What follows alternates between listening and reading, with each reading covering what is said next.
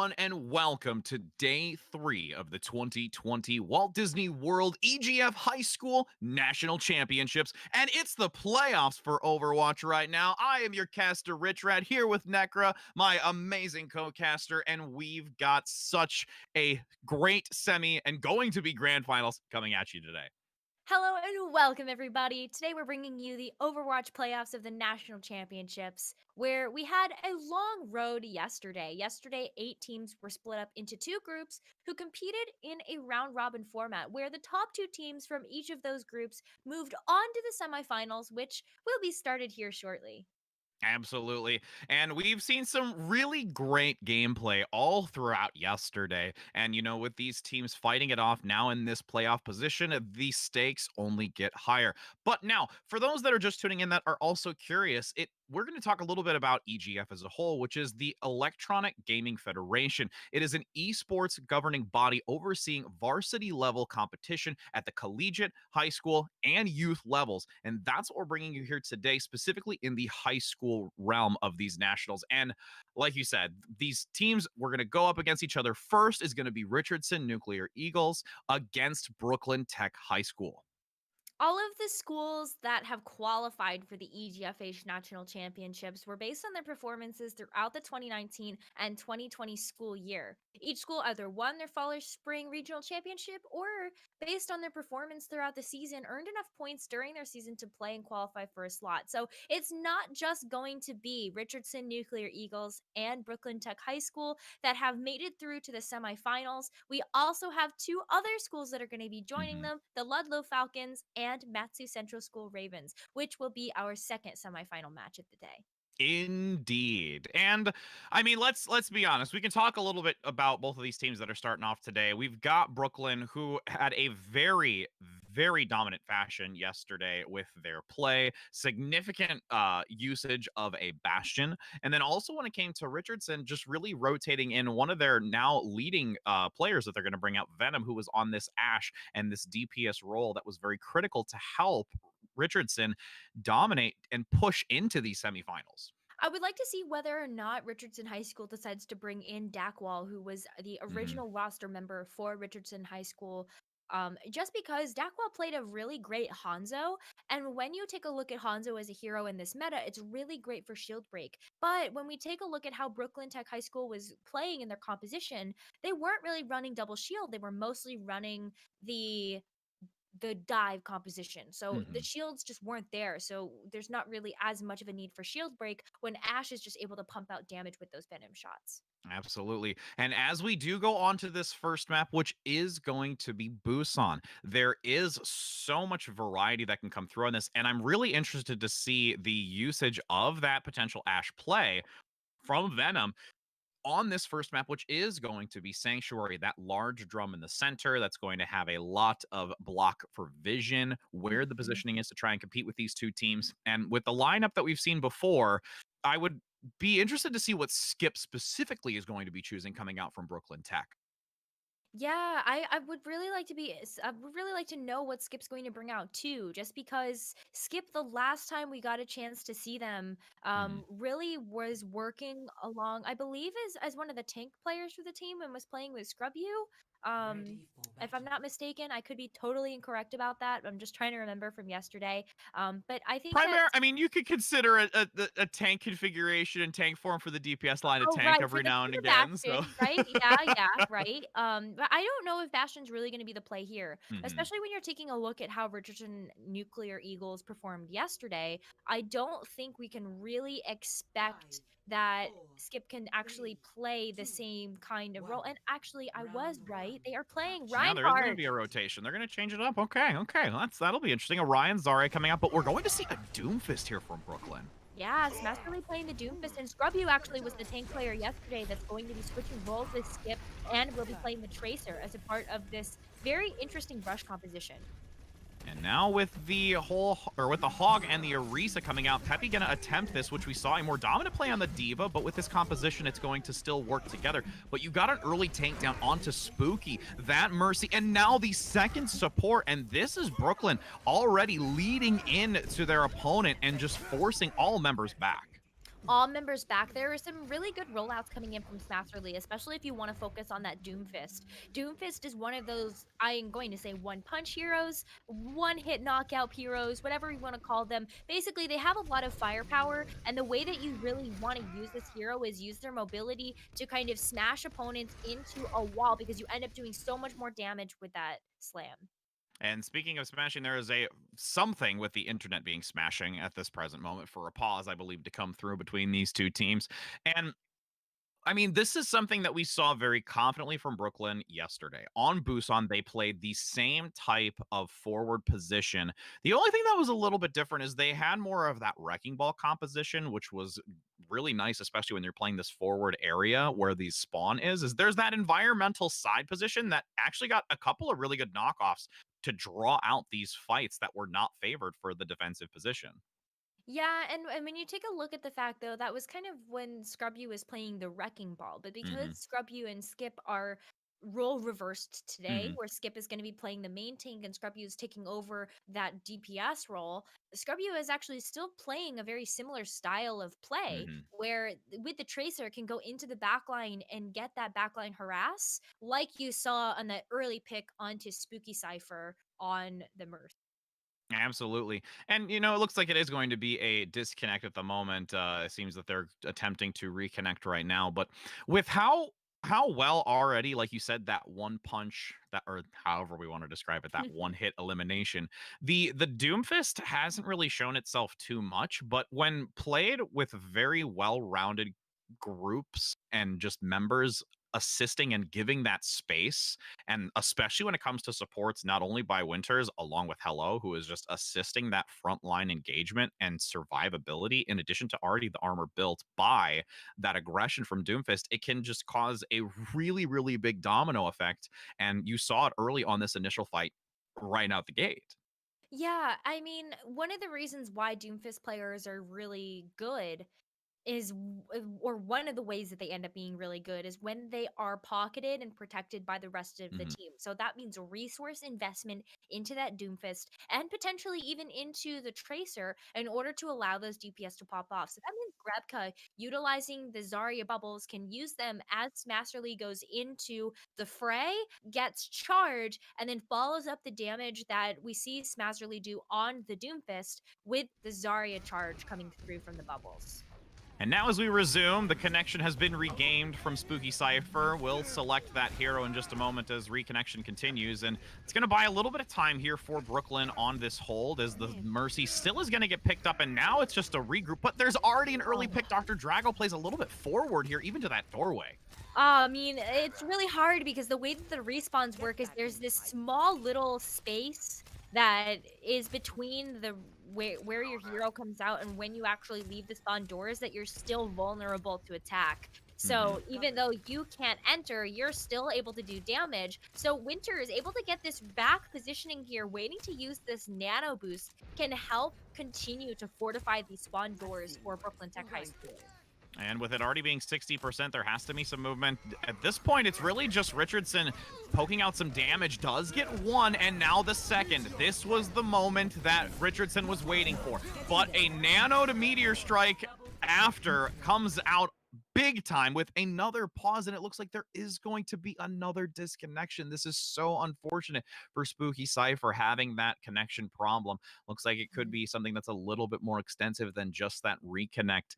And with it already being at 72%, when you had a little bit of that ultimate generated already from your support in the back line from the incoming damage, now you forfeit it once again. And this can just be so catastrophic to come back from. Right. I mean, this is very very difficult position for Richardson Nuclear Eagles to be in. I mean, this is the type of style that we've seen Brooklyn Tech High School run time and time again throughout the national championships. Mhm. Even yesterday, Brooklyn Tech just really like taking this aggressive positioning at the doors and making it very difficult for the opposing team to actually come out of spawn. So, it's unfortunate. It's really unfortunate that they also have to work against having these disconnects come through from Spooky Cypher, just because you always want to be able to play as a whole team. So, a very very unfortunate that is happening here. So, Absolutely. And with with the final percentages, I mean, and again, you're going into a control map where if you lose at least the first one, you still have a chance to come back and reverse it in that sense. But we're going to go to a brief break just to allow this reconnection to come through once again to make sure that all actually it looks like they're back. Never mind. We're going to be able to stick in this. So we thought it was going to be a little bit longer for the second attempt. They wanted to troubleshoot a little bit further, but they've managed to reconnect. And like I said, that even if you do lose this first one just because of the repeated disconnects, you're not out of it just yet. It can be a lot more difficult when it comes to other matches, but as we enter into this now, it's going to be one last attempt on this first map of Sanctuary for Busan, or first round, correction. There is one more attempt that Richardson Nuclear Eagles can take, and they found an opening just briefly before the Nano Doomfist came in. So I think that if they're given the same opportunity, then Richardson Nuclear Eagles will be able to get out of spawn too. Like, take a look at Dr. Drago just doing some cleanup on the front lines here. That Mhm. is going to buy some time for their team to get out of spawn. Well, and there's a little bit of respect in that sense. After those first couple of picks came out, you don't see an instant regroup by Brooklyn up front, so there is a chance now that Richardson can move back onto this point to compete. Winter's going to play on the inner wall with that assistance, though, from Grebka on the Zarya, getting that shield up, going to toss the grab very high. At this point, just looking to wait a moment before it hits the ground and comes out of nowhere. Is there enough follow-up on that as another pause comes through? That will be a third disconnection here, unfortunately, by Cypher. And with that being the third disconnection, we will be going to a break on that one. We want to make sure that they are completely connected before we enter back into this. So we will be right back, friends. Don't go anywhere, and hopefully all the internet connections will be resolved.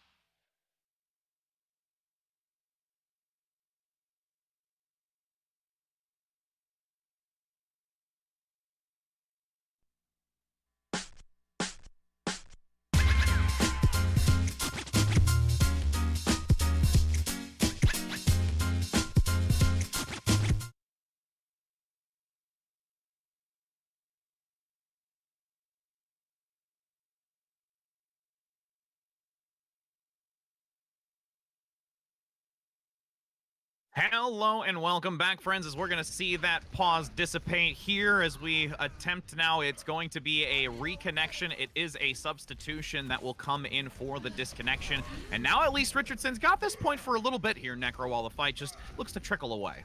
Got this point for a little bit, but Smasherly is absolutely smashing the backline of Richardson Nuclear Eagles. And unfortunately, we've got another pause coming through.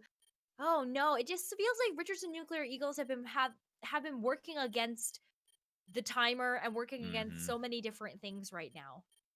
Absolutely. It's and when you start looking at all of those different factors, you're already going against the group of the group of teams, and you're in the semifinals, and then now we're gonna go back into game because it looks like the pause just had reduced as well. So we continue seeing this. It's going to be 98 to 25. You have Richardson attempting to stick on this point, but it will not prevail. With Brooklyn Tech now maintaining it, the overtime will vanish. And that is going to be round one in favor of Brooklyn Tech, which is not surprising for all of the challenges that Richardson just endured.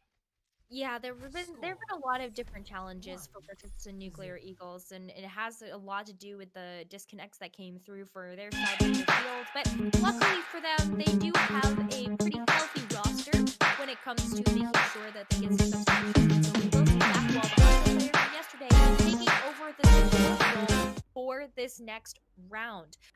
Interested to see whether or not Dackwall and Venom might switch that up just a little bit, but I'm very excited to see how Richardson Nuclear Eagles, now with a steady roster, will be able to take on the Titan that is Brooklyn Tech. Absolutely, and with that big issue resolved for the time being, we're gonna actually see a mercy come out here from Dackwall to use in this fight.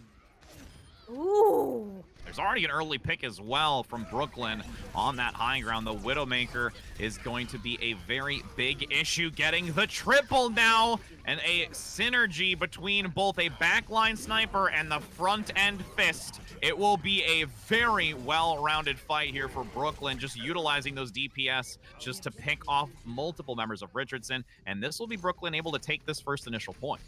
Taking the first initial point and also setting themselves up for success. You can see that Grubka is actually breaking the barriers on the point in order to make sure that they have lots of different places that they can maneuver around.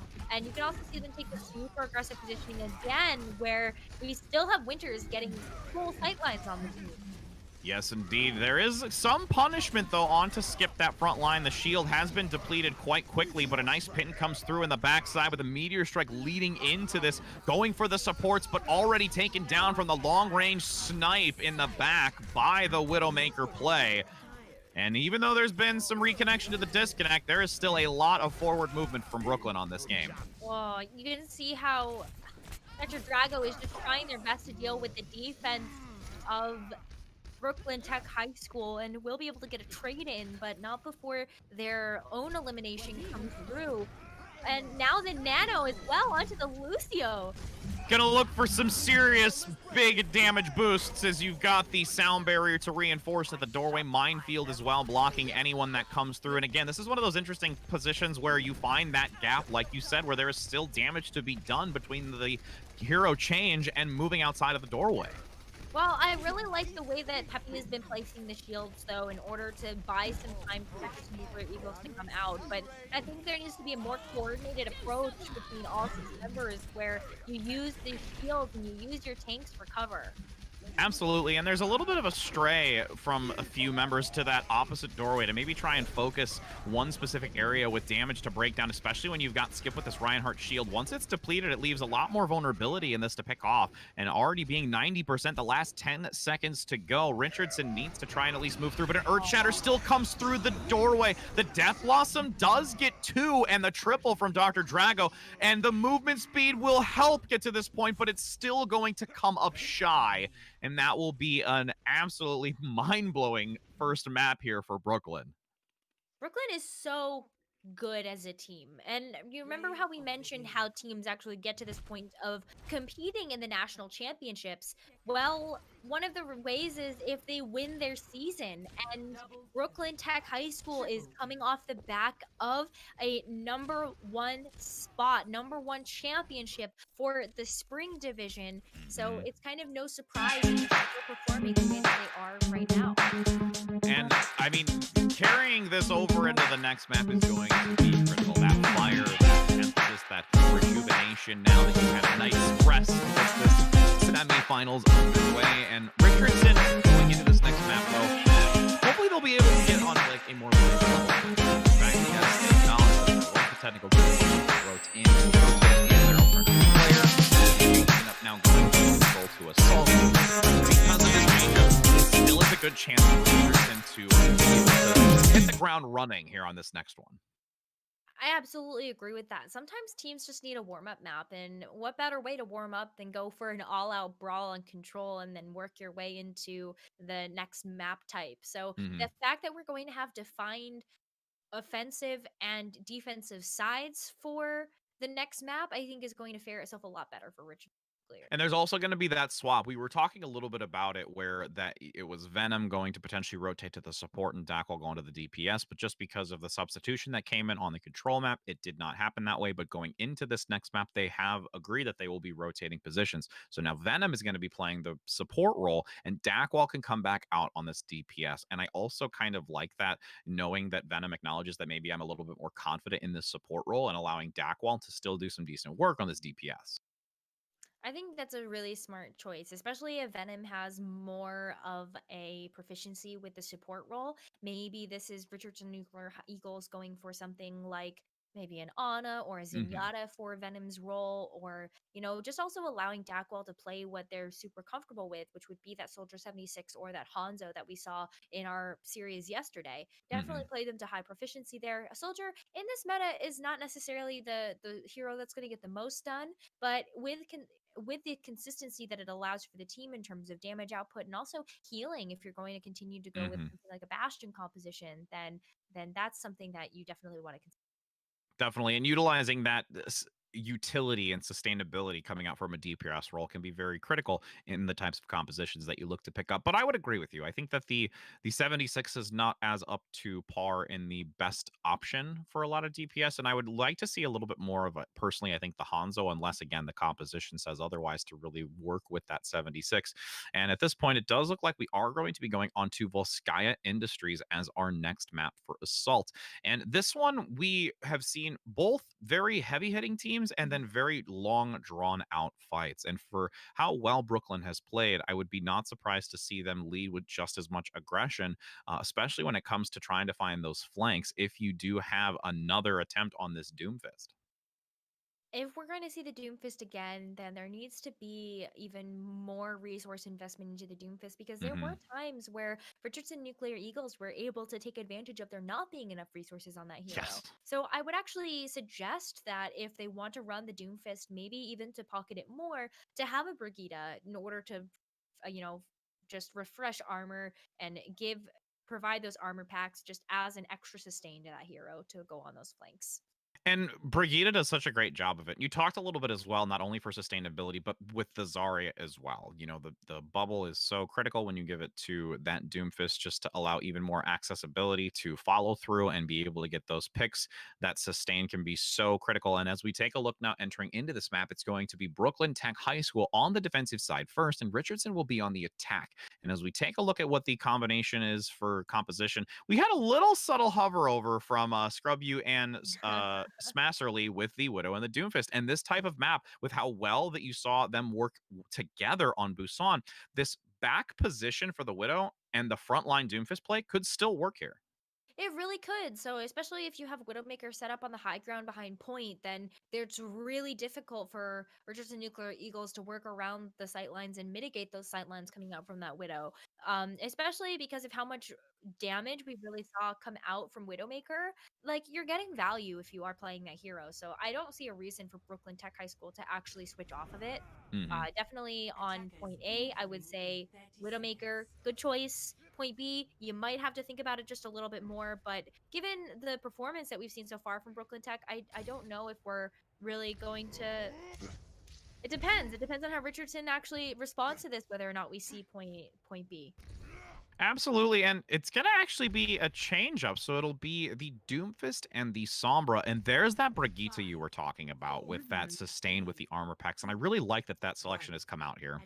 I really like this too. I think Hello has been such a well-rounded support hero, support player for the team of Brooklyn Tech, and seeing the Brigida is actually something that I'm super excited about because of how much value this character can really provide to the team.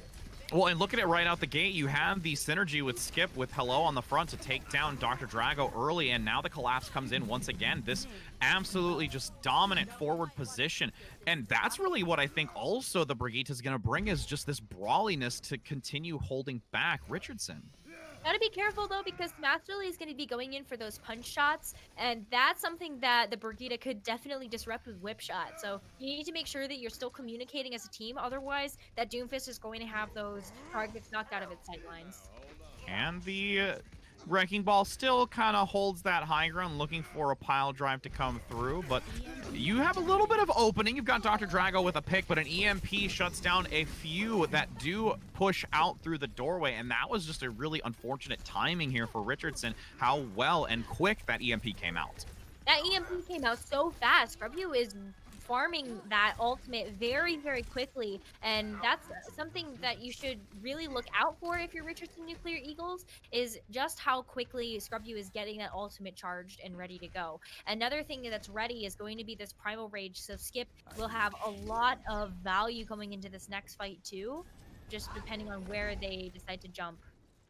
And you can see a little bit of hesitation falling back here, especially because that Mega Health Pack is taken away by the Sombra. Rally will be used for that extra armor to try and press forward once again, which we've seen great succession. And the Nano Boost going to go on to Skip. Doesn't really need it for the Primal Rage, more so just for the extra damage and healing up front to sustain as well, as the Primal Rage comes out after. Skip just going to rage on in the front with this nice potential knockaround for the Orisa. Gets the pick here onto Peppy, and Brooklyn's still just going to continue maintaining this forward position.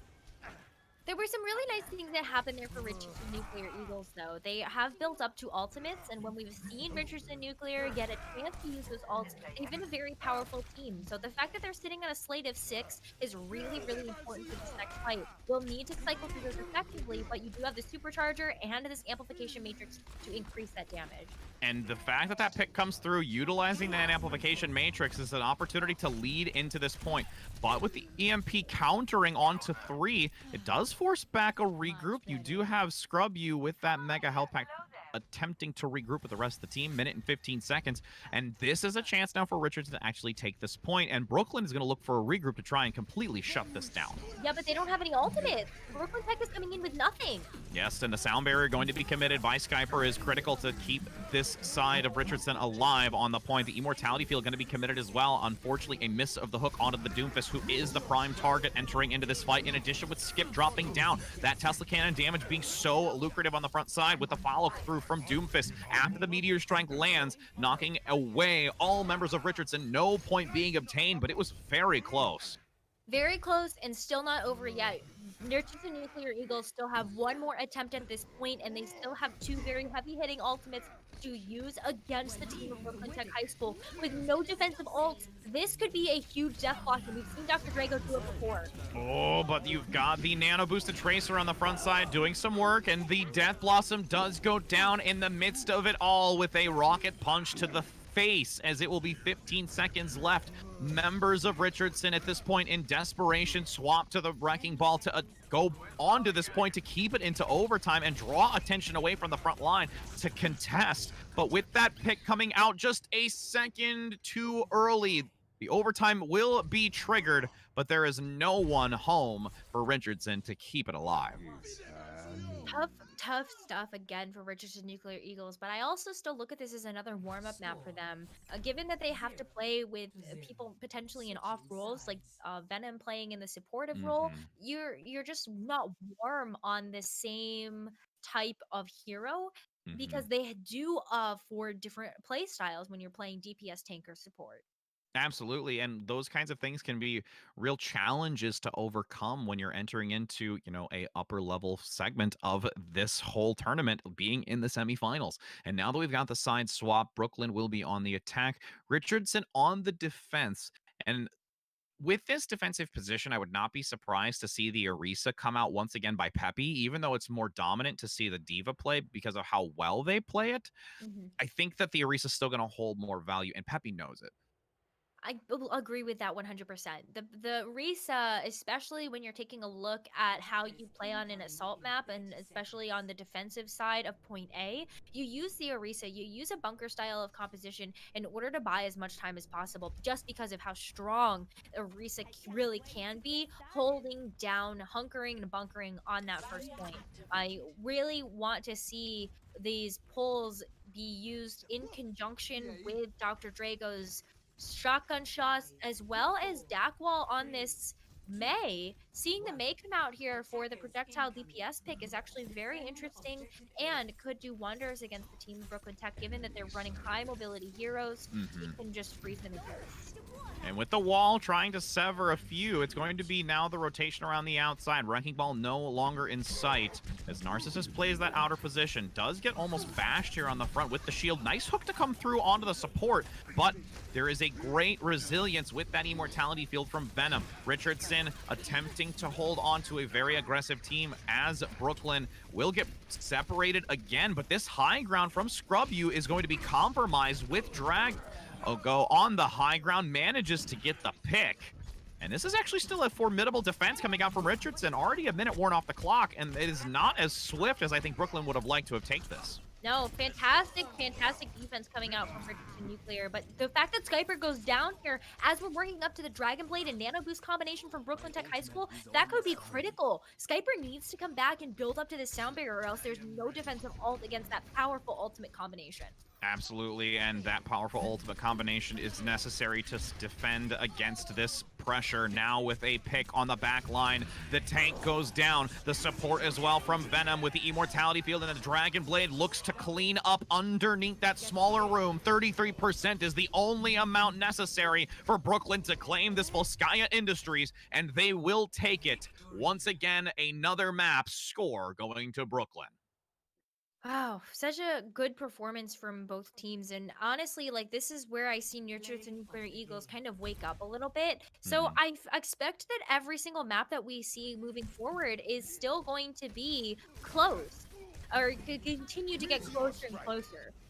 The one part I think that would also help is on the initial defense where Richardson won the fight. Hmm. There was a little bit of the overextension by Skyper along with Dr. Drago. Dr. Drago still survived, but you called it where there was a pick on the support that really made it a less favorable fight for the next defensive attempt. And I Yeah. think it's those little bit of minor micro plays of knowing not to overextend in this and acknowledge where you've won, cut the rest of that team that you want to chase and reform. I think as the Eagles as well, you can't get distracted by a wrecking ball going into your backline. I saw the Hmm. whole team turn to try to deal with this highly mobile hero. And I feel like you got to save the wrecking ball for last in a lot of ways, Hmm. just because of how easy it is for that wrecking ball to just kind of skirt your sight lines. Oh, definitely. And now as we go into this next map, again, you said that starting to warm up, starting to get this energy, starting to feel comfortable going into this. And for those that are tuning in, and we did not get to mention it earlier, I believe it is actually going to be first to four for both the semifinals and the grand final. So there is that extra attempt here for Richardson to continue looking for that potential change up, or even a potential reverse sweep if this next one does go to Brooklyn. But I'm feeling confident in this next map selection that Richardson can take this. They already were able to select Volskaya Industry, which I feel that they did play better as a whole, a map that they're more confident on. So as we enter into this next one, which is going to be Hollywood, there could be a chance for Richardson to feel even more confident on Mhm. this one as well. Absolutely. Every time Richardson Nuclear Eagles gets a chance to play the next map, I think it's just going to get closer and closer. Not only because this next map is still going to be Richardson Nuclear Eagles' pick, but they're definitely warming up to each other and they're starting to generate that synergy that you need Mhm. in order to play against a team like Brooklyn Tech. So great work coming up for them so far. I know the scoreline doesn't suggest that Richardson Nuclear Eagles are in this one, but you gotta pay attention to the micro plays that they're making, and Mhm. that's showing us the difference maker, which is that Richardson Nuclear Eagles still have a shot in this series. Well, and some of the specific ones is I really liked the adjustment to the Baptiste coming out from Venom. The immortality fields were actually very well Yeah, timed on those agreed. few early fights that really led into a lot more long-lasting fights for Richardson to get those critical picks onto that frontline Doomfist who was causing so much dismay. Yeah, absolutely agree with you. I think that the immortality fields ended up being a huge asset to Richardson Nuclear Eagles. They were very well timed, and they also provided a lot of value in terms of being able to save the team and prolong those fights so that necessary ultimates came online at the very end of those fights, just sealed the deal. So fantastic work by them. I'm excited though to see that maybe Venom's going to be playing the Ana instead. I mean, the fact that they still have to get through a defense of a Doomfist and a Junkrat is asking a lot, right? Just because of how Mhm. powerful those heroes are in the meta right now. And look at Scrub, you trying to be a little sneaky, just a little sneaky there, trying to put that trap up close. I bet you Richardson Nuclear saw that and they won't fall for it. Absolutely. I mean, when you've got those the windows right there, I would not be surprised to see it going to be a quick. Actually, well, that's okay. Peppy That's just all right. as You're a getting centaur, charged. just No, it's a real strat. It's a real strat that you don't Mhm. fall for it to actually like have it cause an elimination, but you do fall prey to it just so you can get that charge for your support. Absolutely. And there's a nice early pick, though, coming out from the defensive side and a great follow up after. But, to piggyback off of it, like you said, yes, taking that damage, allowing your supports to generate the ultimate is really critical because that's where Venom was able to get some great shots and already be at that 40% for this attacking side. Well, this is still a very difficult situation for Richardson Nuclear to be in. Dr. Drago's still trying their best, but they've got to do it in conjunction with the rest of the team. I think just go out the side door. Yeah, the side door would probably be the best option. You do have some acknowledging it, especially with Dr. Drago looking for a flank position. Going onto the Zenyatta, gets a pick, which is really, really great to lead into this. And going for the follow-up onto the Junkrat does get it, but the Concussion Mine takes an even score. And with Narcissus pushing out, rotating around that Reinhardt shield, the skip Earth Shatter comes through, but a nice evasion from Richardson to move out this doorway. And now that Dr. Drago is back alive, attempting to force back this tank line. This could be a recovery with a nice hook as well. Nano committed into a grab, but with the 100 energy, that could really do a lot on this team, and the area of effect healing is still working out very well, though, for Richardson. Okay, Venom and Skyper win this match. Like I don't care who actually wins in terms of what team, but the fact that you kept up an entire team in a graviton with a Zarya on the other side of things that was 100 charge is very impressive. Skyper and Venom deserve a lot of credit for that. Absolutely, and it's coming down to some great support play. A nice sleep. Can there be a follow-up on it? Maybe in the corner. Oh, the hook into the boundary gets missed with the Dent Blossom taking down one. Hello is no longer there. And if you can at least see Richards focus on these supports that are being a little bit more forward positioned, that's actually going to give a chance for really another contest as there's still under 2 minutes to work with. Still some time to work with, and what Richardson Nuclear Eagles need to do right now is just work up the ultimates and stack those together. If you have the ultimate power, then you should be able to take fights. And here's where that starts. Nano boost coming out for Narcissus. Nice shield on the front side to block the hook, but the whole hog is going to be active. But asleep, miraculously just over the top of the vehicle. Cars will not block that dart, but Rip Tires can't be blocked by cars. So with a minute and 15 seconds now still to go, you're going to have Brooklyn Tech continuing to hold strong on this map of Hollywood with a team kill. 60 seconds left, and Richardson at least has a couple of good ultimates, especially with Blizzard. Yeah, the Blizzard could be a huge fight turner, especially because Scrubby is coming back from spawn still with the Bastion choice. But Smasherly is still able to pick up these eliminations with the pieces of Doomfist kit, and it's making it very difficult for Richardson Nuclear to find that opening when they need all 6 players together to be able to make this blizzard effective. Absolutely. And there's a little bit of a staggered play, I think, which is not as formidable as it was earlier. And you have a lot of recognition from that. The Nano Boost now going to come out onto Smasserly with the Meteor Strike going into the grab. The Space Jam comes down, but there is still some massive survival from Skip Skyper with the sound barrier to keep most alive, at least through the initial strike. But the follow through once again is by Brooklyn, keeping the team of Richardson back at bay. And with these 10 seconds to go, this is another desperate play to potentially get to the point. It was a very well-timed sound barrier by Skyper, but now they're going to be going over to the Baptiste just to provide some of that extra immortality field sustain. And Narcissist actually here trying to do 1v1 against Winters right now, really drawing the rest of Brooklyn Tech High School back to the point, maybe buying some time. Did buy some time. I almost would have liked to see a little bit more of the Sombra versus the Wrecking Ball, where it's kind of that in and out staggered to attempt to draw attention back. The desperate play of going back to the point was very worthwhile from Narcissist, but Mhm. having, I think, that Sombra would have been a little bit more effective so that at least you can survive through that exchange.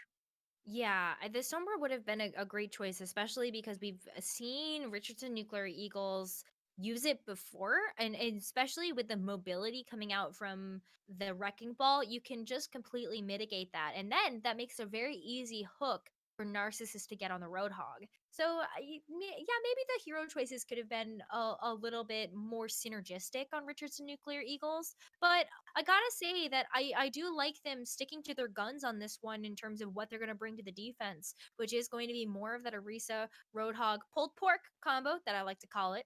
I'm And more hungry. of that kind of I am too. I am too. That's what I'm thinking of. They're talking about Subway in chat, and I'm like, I'm hungry. Um, but yeah, so it's I definitely want to say that like for the rest of the team, I think that the choices that they're making for the DPS are also very strong. I just Mhm. want to see Dakwall and Dr. Drago rush in with Skyper against one opponent at a time, and don't let it be a wrecking ball that pulls your attention away from the rest of the core team. Absolutely. And with now the defensive position from Richardson, not going to play nearly as forward as we saw Brooklyn earlier. And with this slow, steady push to the archway, observing what type of composition they're looking at, Skip already gets a nice deflect back onto the frontline tank, so the Orisa is no longer at the front lines with that shield. It's also going to be interesting to see Scrub You coming out with this Echo play, which we haven't seen too much of, but is looking for a lot of value on the back line. Immortality Field from Venom once again comes out in the midst of the damage, preventing a lot of it. And if this pick comes out onto the Winston, that will be very helpful. Dr. Drago gets the takedown and a nice recovery here. This is where I would like to see Richardson fall back. Don't push any further. They got it. They heard you. I They know. definitely heard your call, Rich Rad, and they want to make sure that they follow it because you're right that they definitely can't. They can't go after Scrub You here, who's going to be going to. Oh no, Spawn. Oh no, going right after the Immortality Field is forced out, but this is where the attention is going to be diverted. You've got not only Scrub You on the Echo, but the Genji. Duplication even onto the Lucio, and this is just now a movement forward. It's just really putting Richardson in a very difficult position, and with that Dragon Blade to boost and the Primal Rage, there is so much committed early from Brooklyn, and it is once again only the 33% that is necessary to tank this initial point to claim victory on Hollywood. Nano boosted Mercy onto Hello, and you can definitely hear the sounds of hello, it's me. I'm a Mercy boosted by the Nano boost for me today. I should be in Hollywood right now. I'm just kidding. I really shouldn't. But yes, that will be Brooklyn able to take a third map here, and they have one more to go for this match point now. And Richardson, I'm curious to see what they're gonna look to pick for this next map. I mean, it's a choice of an escort. And I guess what I think would be a good escort to pick would just be Mm-hmm. something where they can play this composition that they came out of Spawn with not once but twice now on the defense, which would be Mm-hmm. the Roadhog, the Orisa, maybe go with the May, go with the Reaper. Definitely something that's going to help um push Dr. Drago into a more favorable position. I still feel like Absolutely. we're missing some synergy there in order Hmm. to like really allow this Reaper to pop off. Um, Hmm. so when you take a look at kind of escort maps that you could pick for Richardson Nuclear Eagles, I just hope you see one where your DPS can really shine. Yes, indeed. It looks like it actually gums. It's going to come out as Dorado as the map picked I up like it. here, and I like it as well. My biggest concern is whether or not you're going to see Brooklyn now transition to potentially this Widowmaker, which we saw a little bit onto the boost on as well, or they're going to opt to maybe stick to something that they've done previously, and we've seen on Hollywood, where being that hybrid, there is still some of that payload status throughout the map. And Mhm. as we take a look, it's going to be Brooklyn on the defense first with Richardson on the attack. And as these teams assemble, would be not surprised to see too much of a change up, but there is those couple that could come through. I don't think we'll see too much of a change. I think Richardson Nuclear Eagles have found their footing in terms of what they want to run with. What Hmm. I'm going to be very interested to see is how they deal with a hyper aggressive positioning from Brooklyn Tech. Because when you take a look at most escort maps, they are very, very good at allowing the defending team to have a Ready for close battle. contest at the very beginning. And particularly Dorado, you see a lot of times Winston and Adiva paired together, popcorning on top of the buildings right by spawn, making Hmm. it very difficult for that card to progress. And as we're taking a look through this lovely, lovely night landscape with these beautiful buildings, we actually hear the Doomfist come right into scene. All Playing that right. high ground and gonna definitely spray some of the walls up top. But the other thing to build on that is we are going to see the Pharah. Farah is an interesting choice, especially because we also don't really see a main tank here for 5, Brooklyn Tech High 4, School. We've got the 3, Sigma as 2, well as the Zarya, 1. so I'm just interested to see Attackers how these incoming. pieces of the puzzle are actually going to work together and what picture they're Beginning. going to. Well, there's a picture that's definitely going to be painted here, at least by Richardson, and it's called Pirate Ship attempting to with Dakwall on the Bastion. And with some decent support, you have Venom already going down, which is not going to be helpful because the immortality has been removed. But the shield up front still could give some coverage with Dakwall playing very carefully. And a little bit of a change up as well from Brooklyn, having this Zarya and Sigma duo on the tank line, both going to get picked off here, actually. And this is a very interesting trade out from both teams. If Richardson Nuclear Eagles can keep this up, then they will be able to get this pirate ship set up on cart. Dakwall is still Hmm. here, along with the shield. The respawns are close enough that Pepe's gonna be able to set up that sail so that the wind can blow through this cart and push this payload towards its destination. Absolutely. There's the shield. Nice taking a nap by the Roadhog, at least on the payload for a moment. And you can see Dakwall trying to just skirt behind this shield, being like, all right, I got to move over a teeny bit. With some damage now coming through on the front line and really focusing that back line. You have the Sigma play up front, but because of the attention drawn to the side, it allows those rockets to land onto Dakwall just behind the shield, getting the elimination. And with this follow through from the Genji, it's still going to be quite a significant force to reckon with on Brooklyn, but there is still some serious progress from Richardson because of that unique adjustment. But now, will that Bastion be consistent with how far the payload is? It's going to be a little bit more difficult to get that bastion set up on the payload, that's for sure. But I think Richardson Nuclear Eagle sticking to this really shows us that they have a game plan in mind, and it's about getting this bastion set up on card. And with the now Bastion attempting to get set up around the corner for the time being. Nice early pickup after the hook comes through. Narcissus does take a breather into the bio, so that survival tactic is no longer available with the Nano, or correction, the Dragon Blade and Nano coming out onto the front line of Skip to get that usage of the grab. Rockets come through as well in a flanking position. And you will have Richardson unfortunately brought down, minute and 45 seconds to work with, and there is a good 2 more attempts here from Richardson, though. Still a lot of time to work with, and there's a lot of ways that Richardson Nuclear Eagles can actually use the ultimates that they have to buy some space to reach this cart. So Dakwall, using tank mode configuration, will be able to shoot some shots through the amplification matrix and with the whole hog as well. If you use that as an engagement tool, then you're also able to push back this defense from Brooklyn Tech High School. The last few things that I would like to just see is a little bit more of a regroup. There's still is some staggering away from the supports, which is why you're going to see this early takedown onto Venom with Grebko on the front with this Sigma now starting to pump in a lot of those autos just around the corner with that Bank and Ricochet. It's still going to hold back a lot of Richardson. It is. There's a lot of long range damage coming in from Brooklyn Tech too. So while I've mentioned these ways that the team of Nuclear Eagles can use these ultimates in order to get out of spawn, it's still going to be difficult because they're taking a lot of damage by this long range spam coming in from Brooklyn Tech. Absolutely. And now with the final fight territory approaching on this attacking side, Richardson, like you said, does have the tank configuration still to unload a lot of cannon fire here onto the enemy of Brooklyn playing this forward position. And really, the most difficult part is that you have the supports from Brooklyn playing so far back. So at this point, Richardson is having a hard time even trying to shut them down for a removal of the sustain. Yeah, with the supports online, it just enables the team of Brooklyn Tech so much. But Dr. Drago is trying.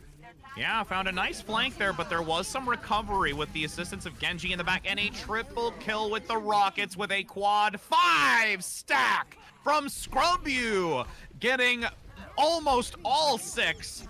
That DPS duo gonna say, no, no, no, I'm gonna take one of these. You're not getting a full 6 on me. Yeah, that was a really fantastic rocket barrage. Usually when you see the DPS that Brooklyn Tech High School decided to go with, like the Farah and the Genji, you don't necessarily see them get value from their ultimates because Mhm, vanilla Genji blades, usually there's a way to deal with that by sleeping the blade or something along mhm, those lines. But the based on the crossfire that Brooklyn Tech had created in that last team fight, it just really split the focus of the Nuclear Eagles of like, do we focus on the front line, which is going to be where the card is, or do we focus on what's behind us, which is an ulting Farah in our back line? So it's very difficult to make those decisions in a split second. mhm. So I think for what we've seen so far from the Richardson Nuclear Eagles, they're putting up a strong fight. It's just that Brooklyn Tech High Schools is a little bit stronger. Definitely. And with this being a potential final round here for Richardson, we're going to see a little bit more of those comfort picks and unique selections, specifically with Peppy on the Diva, who we've notoriously seen play very well, and Dakwall coming out on this Torbjorn, with Drago saying, I'm going to go with the junk. Yes. No, I love this. I really love this from the Nuclear Eagles. I think that if they're going to go with anything, it's going to have to be high damage, high output heroes. And definitely looking at the Junkrat as one of those options because of how much spam you get a chance to do. Like, look at that. Already, Brooklyn Tech gets caught in the trap. And Peppy can just really help to support the team with the amazing Diva gameplay we've seen so far. And now the biggest thing is how well can Richardson draw back in this engage? Does not want to get too overexposed. Nice hook on the front side. The turret is down, but there is the follow-up now onto Venom. That was the part I was worried about, is there's too much forward positioning that there will be an easy advantage to take.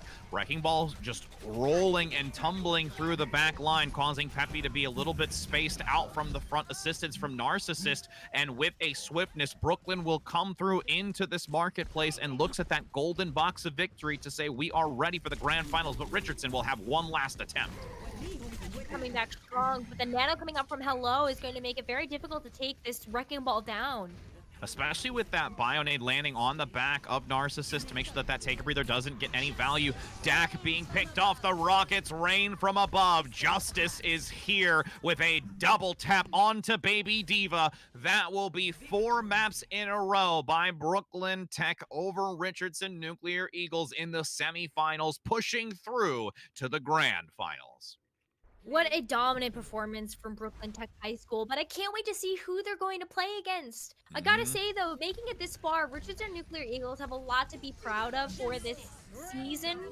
It's been such a pleasure watching this team grow along with their sister team of the Purple Eagles. Mhm. It's been such a great show that Richardson Nuclear has been able to put on for us. But Brooklyn Tech making it to the grand finals, and up next, we're gonna find out who's gonna meet them there.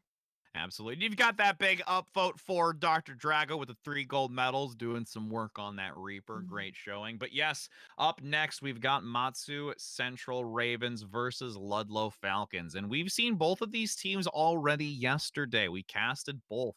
Ludlow, again, having a lot of similarities to how Brooklyn Tech has been in Mhm. their play style. And Matsu having a really kind of ebb and flow between aggression and reserve defense. Yeah, I think that this is going to be a very good matchup between these two teams where Matsu Central Ravens definitely are a bit more reserved in their play style, much like the Richardson Nuclear Eagles are. But I don't know how that's going to fare against the play style that Ludlow Falcons have. We're going to Mhm. have to wait and find out.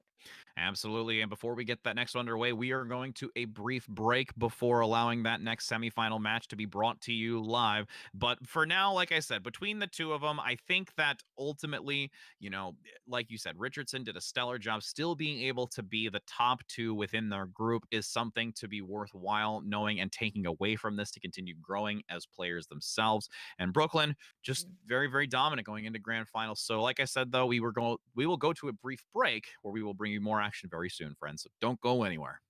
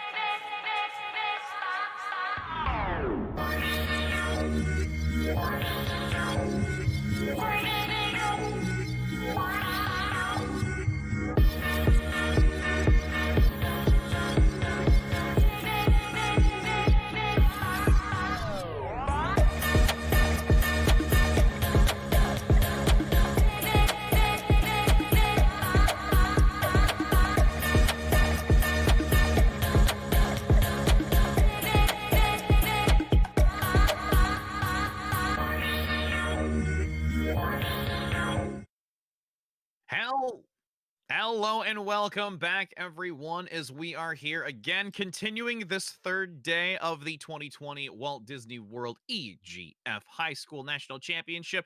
We're continuing the playoffs. We're finishing off the second semifinal round. I am your caster, Rich Rad, here with Necra, and we had an interesting match already pass us, but we've got another one coming up in the semis, which is Ludlow Falcons versus Matsu Central Ravens. We do, and I'm super excited about seeing these two teams duke it out just because they both have had some high place finishes in the past couple of seasons. Matsu Central Ravens were the second team coming in for the Fall Alaska Division, and Ludlow Falcons were the number one seed for the Fall Division in just the general region, and then Mhm. number two in spring overall. Yes, indeed. And they're going to be definitely showing up here. We did get to see both teams do some very, very good work yesterday. Matsu did have a very hard game against. Who is now going into the grand finals, Brooklyn Tech. So they're going to now be having to go against this giant that is Ludlow, who also had a consistency of no maps lost here over the Mhm. course of yesterday. So that's quite a feat. Yeah. And it's going to be really difficult for Matsu Central Ravens, I think, to kind of. I mean, a lot of the score lines, whether that they were 3-0s or not, were very close. I Hmm. think there were still some really close maps in there. So, like, Matsu Central Ravens, sure, they might have their work cut out for them if you're just looking at general score lines, but Matsu Central Ravens has some really nice high points in their gameplay. And I was Hmm. definitely looking at Dishonored as one of the DPS players for the team, as well as Pretzel King and AK Guide, who were just doing some phenomenal work on the supports that were really helping to enable some of those big plays that the DPS were making. So the whole team as a unit has been really performing well. Absolutely. And we are going to start once again on the map of Busan. That will be for both semifinals as we enter into this. But we're going to change up the first map. We're going to start out on Mecha Base first, which is a little bit more closed in and not having nearly as much verticality and wanting to use that catwalk and counter side high ground to potentially get some early pick potential and poke down whoever does claim that point first. Yeah, I really like the way they play with the catwalk on Mecha Base, especially if you are going to be playing more of that poke style of composition, allowing to create those crossfires, as well as just getting that mid to long range damage in the map. So, very excited to see what Matthew Central Ravens and Ludlow Falcons decide to come out of spawn with, as I do see them hovering over some pretty key choices here, just taking a look at what's going on in spawn as these two teams get ready to go and battle it out. Most specifically, I'm looking at Zoom playing that Hanzo for the Ludlow Falcons. I think that's going to be a really great choice for them. But Dishonored and Azimi going with more of those classic spam damage style heroes with the Junkrat and the Ash, respectively. So lots of big damage coming through from both of these teams. But I'm biggest differences that I'm going to see here are really in the tank and support line. Absolutely. And, with that Sombra coming out on the Diva, that's going to be difficult to get that correct. But yes, the Diva play is going to be interesting, and how well the defense matrix is going to be used. Already leading forward onto this, a quick push back onto Matsu from Ludlow with this Zarya leading the way. You've got that nice shield absorption, but a little bit of a flanking position from Sombra on the Diva, getting a nice engage and mitigating that backline. But a great Bionade coming out from Matsu, bringing so many of Ludlow almost to being removed from this fight. And with Dishonored on this explosive damage Junkrat, it is going to eliminate those low health values. I was gonna say the Junkrat was one of the key heroes I was really keeping my eye on just because of how much damage those grenades are going to do, as well as the change to the concussive mines. Those mines fly faster, farther, and that's just because they're a little bit lighter in terms of the buff that Junkrat recently got. And you can kind of see firsthand with 50% towards that Riptire charge that Dishonored has been doing a lot of work on this Junkrat so far. Even on the income for the Ludlow Falcons, they're taking a bunch of spam damage. Yes, and needing to try and persevere through that spam. You already have the Shatter coming out early, though, by Stevik to equalize this fight. With Goldfish taking down Dishonored, that is a great lead into this. But Coalescence in the back coming out from Matsu to give some extra oomph from that support ultimate lineup as the Nano Boost is used as well. Matsu actually pushing very far forward, but there is going to be a pause right towards the end of that fight where you've already seen a decent amount of percentage claimed. Yeah, 36% already captured for the Matsu Central Ravens, but it looks like we do have a little bit of a pause coming through. Seems to be the luck of the day, Rich Red. The first map of the Mm-hmm. series ends up having some technical difficulties. So unfortunate that that is happening, but it looks like there's some ping spikes coming through. And because this is the national finals, we want to make Mm-hmm. sure that we are catering to these players and making sure they're playing at the highest level possible. Absolutely. It really, I think, is just the map of Busan. Let's be real. I mean, Busan, you're in Mecha base, having some problems with connection. I mean, we'll acknowledge that it's It's Busan. We'll just have because to. it's on the other side of the world, It right? really That's what is. it is. That's what it is. That's what Everybody's we'll logging into the other side of the world. But yes, it looks like we are finally going to be entering back into this. I think it was just a quick reset here, coming in as we enter into that most recent fight that had just concluded, where a lot of that early lead potential with the Earthshatter gave Ludlow a chance, but because of that rebuttal from the Coalescence and the Nano Boost used, it really equalized and allowed Matsu to get this team kill. Yeah, the team kill is very important here for Matsu Central Ravens to continue their hold of this point, and especially because they're working up towards ultimates, you are going to have Sombra. Yeah, I know, confusing, right? Sombra's Diva Bomb, that is going to be a big factor in this next fight, as well as Bob coming through and potentially a Riptire. So lots of explosive damage that Matsu Central Ravens can use to hold on to this point. And you're going to actually have Doomfist changing up here, going into the back line as the grab comes out. Self-destruct to boost will only get one in that exchange, and Ludlow still managing to take advantage of this because the Doomfist from Goldfish is actually doing quite well here. Yeah, Goldfish has been popping off in terms of the eliminations that they've been able to capture for this point. And I think this is where Doomfist really shines, is in these enclosed quarters where you can use the rollouts effectively. Like, take a look at where Goldfish gets a chance to position here as Matthew Central Ravens come back to this point. Nice dynamite coming out early, though, by Azimi to counter and get some decent shots through that doorway, but a Coalescence is going to really bode in favor of Ludlow down at this narrow corridor with so much damage and healing coming through, and that's going to be a nice fallback here, but the real question is how far forward is Ludlow going to stick around for? I don't think they're gonna go too far forward. I don't think they're quite Brooklyn Tech level of aggressive. But I think that this is smart from the Ludlow Falcons, providing Matsu Central Ravens a chance to move in means that look at this straightaway. They're able to dish out a lot of damage before Matsu Central Ravens move them. Ooh, the nano boost onto the Rhine to generate a shatter as this side of Matsu leads into Stevik. Nice job healing this pretzel in the back. Does evade the Goldfish Meteor Strike, but still manages to get one with the slam to the ground. 58% continuing to climb. Stevik rotating to the lower position with the assistance of the Diva play by Snarkle. And now, at this point, there is a nice even trade back and forth, and it's going to really be important of how well this support in the back line keeps the tanks alive. But with Glacier gone, it's going to start crumbling because there is no one to keep anyone alive. Not yet.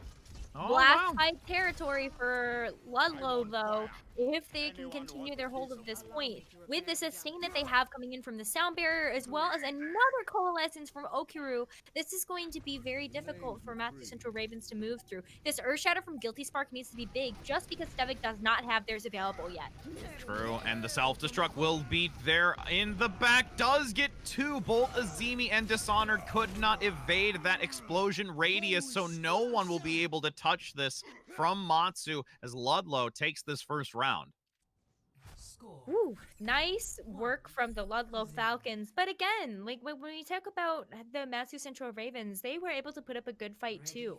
I think what ultimately caught them off guard was just how close quarters some of these fights had to be taken, where Mm-hmm. you did have Goldfish able to just punch through the damage that the bubbles from Sombra were mitigating for the Zarya. So interesting to see the switch up here now from the Ludlow Falcons, moving from the indoor space out to more of the beautiful map that is Sanctuary, which is going to be very much more wide open space for this dive composition from Ludlow Falcons to function.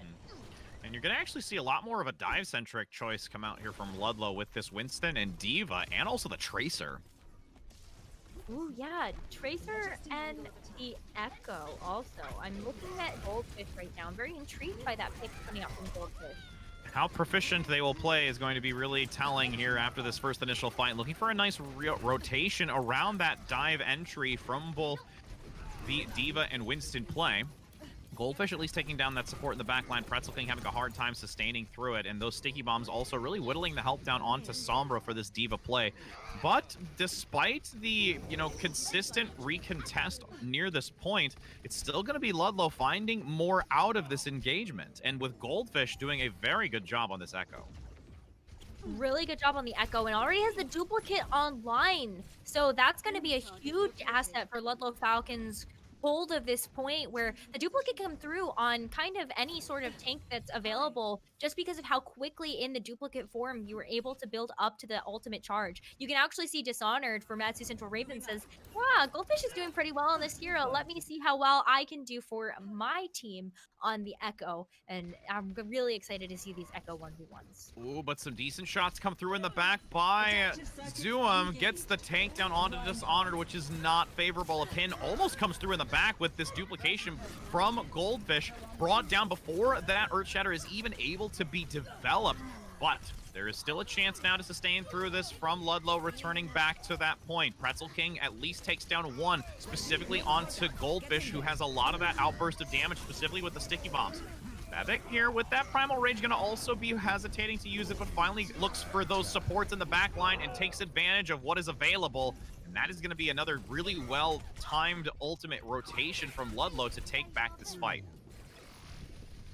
Ooh, that got really close there for a second. Matthew Central Ravens have been able to put up a really good fight through the storm, and I'm super excited to see that Pretzel King has the rally online, since that'll be a great engagement tool coming into this next fight. This is going to be last fight territory, and this bomb, they can't catch anybody.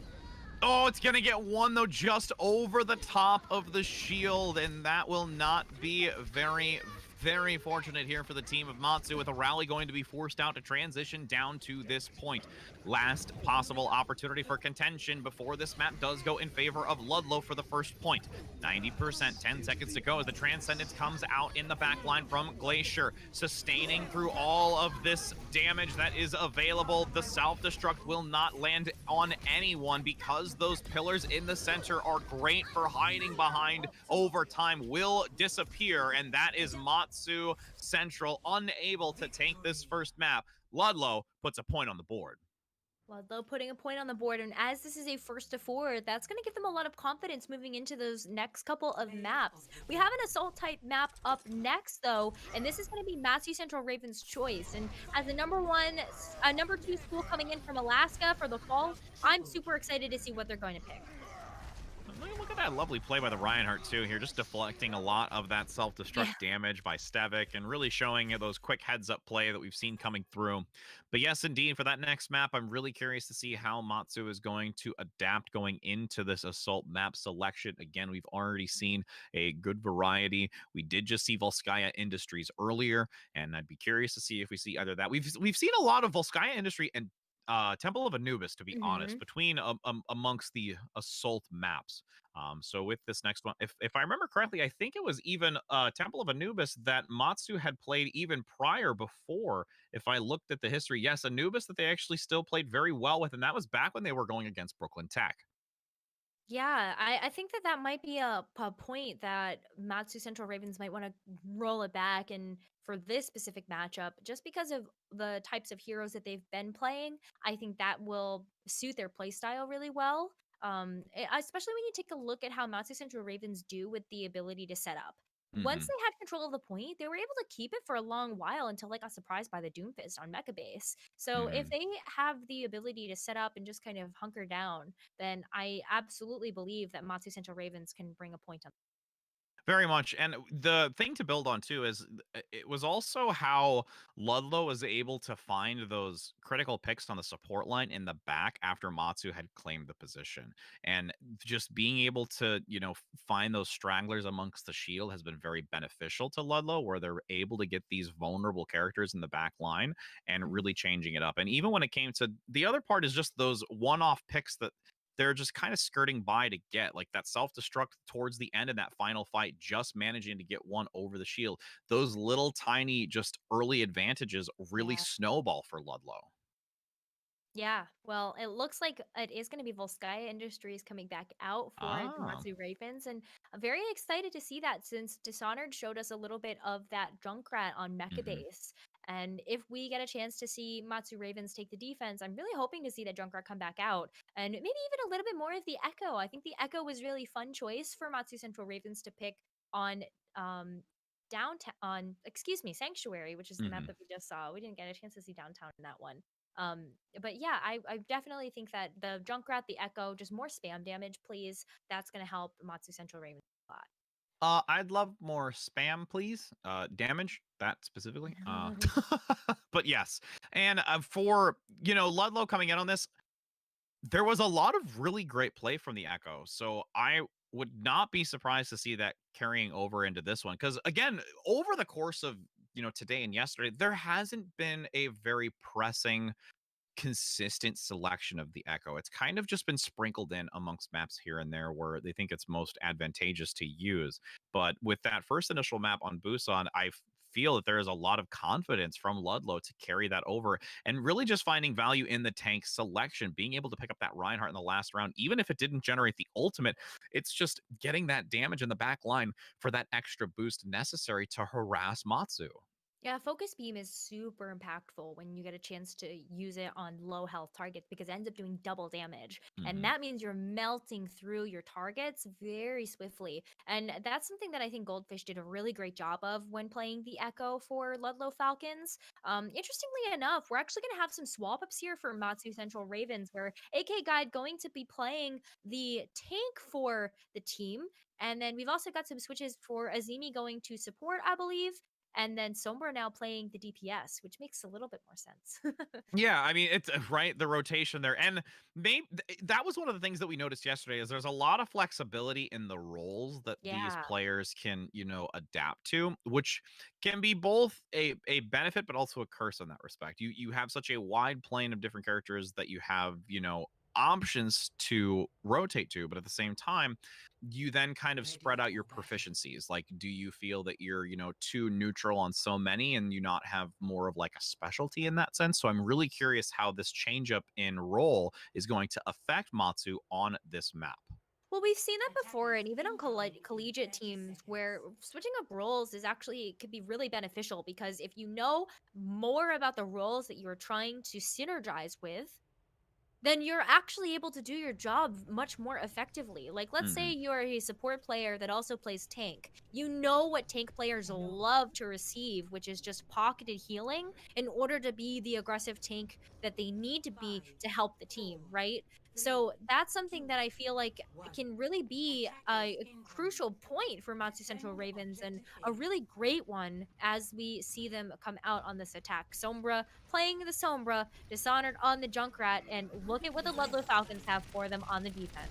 Yes, indeed. They've got that Lego Bastion there. I love the sound effect of those bullets.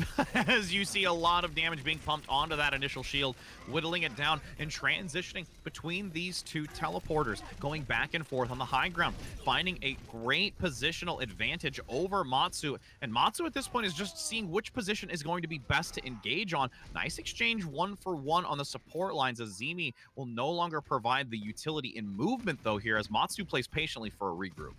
Sombra looking for the ability to hack somebody very critical. Maybe this is the point where you can get rid of a shield, especially as Defend Sombra this. has their sights set on Schnark or just kind of getting Goldfish out of this turret. Yeah, I would say that the turret is probably one of the biggest focuses to prevent that consistent just century turret damage, which again gets another pick. And it has to come through by Sombra for this engagement. So Sombra is going to be the key for Matsu Central Ravens to greenlight their attack push.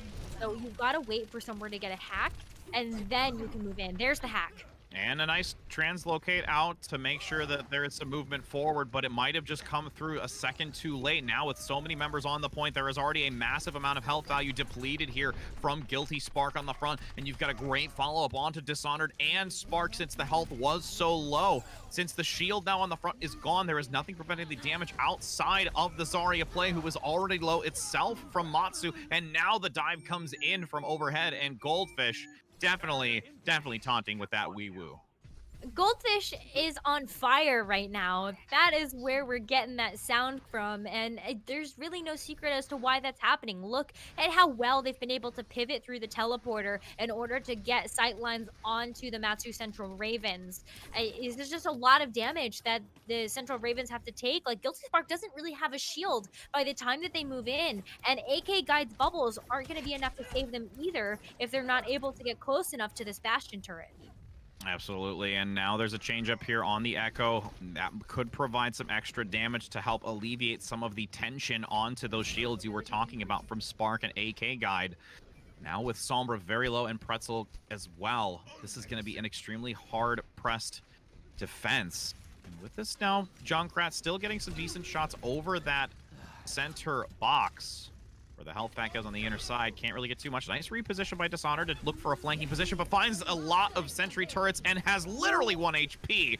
While Zuum on this Symmetra divides the wall through the point and allows great coverage here for Goldfish. And Goldfish is actually going to abandon this high ground because it has been taken by Matsu. Sombra rotating to this far. An Earthshatter does get 2 in the back, but beautiful reposition with that halt to remove that Reinhardt from the high ground. And there is still a sustain from Ludlow.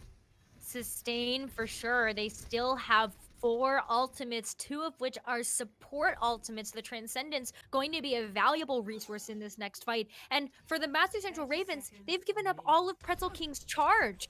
What they are going to have left is a Grav, a Tire, and a Nano, and hopefully that is enough to overtake this immortality field that Okiro has. And you can see the final attempts in this 15 seconds are desperate with the Sombra play, or correction, the Symmetra play of their own. And actually, they're not going to go from the side.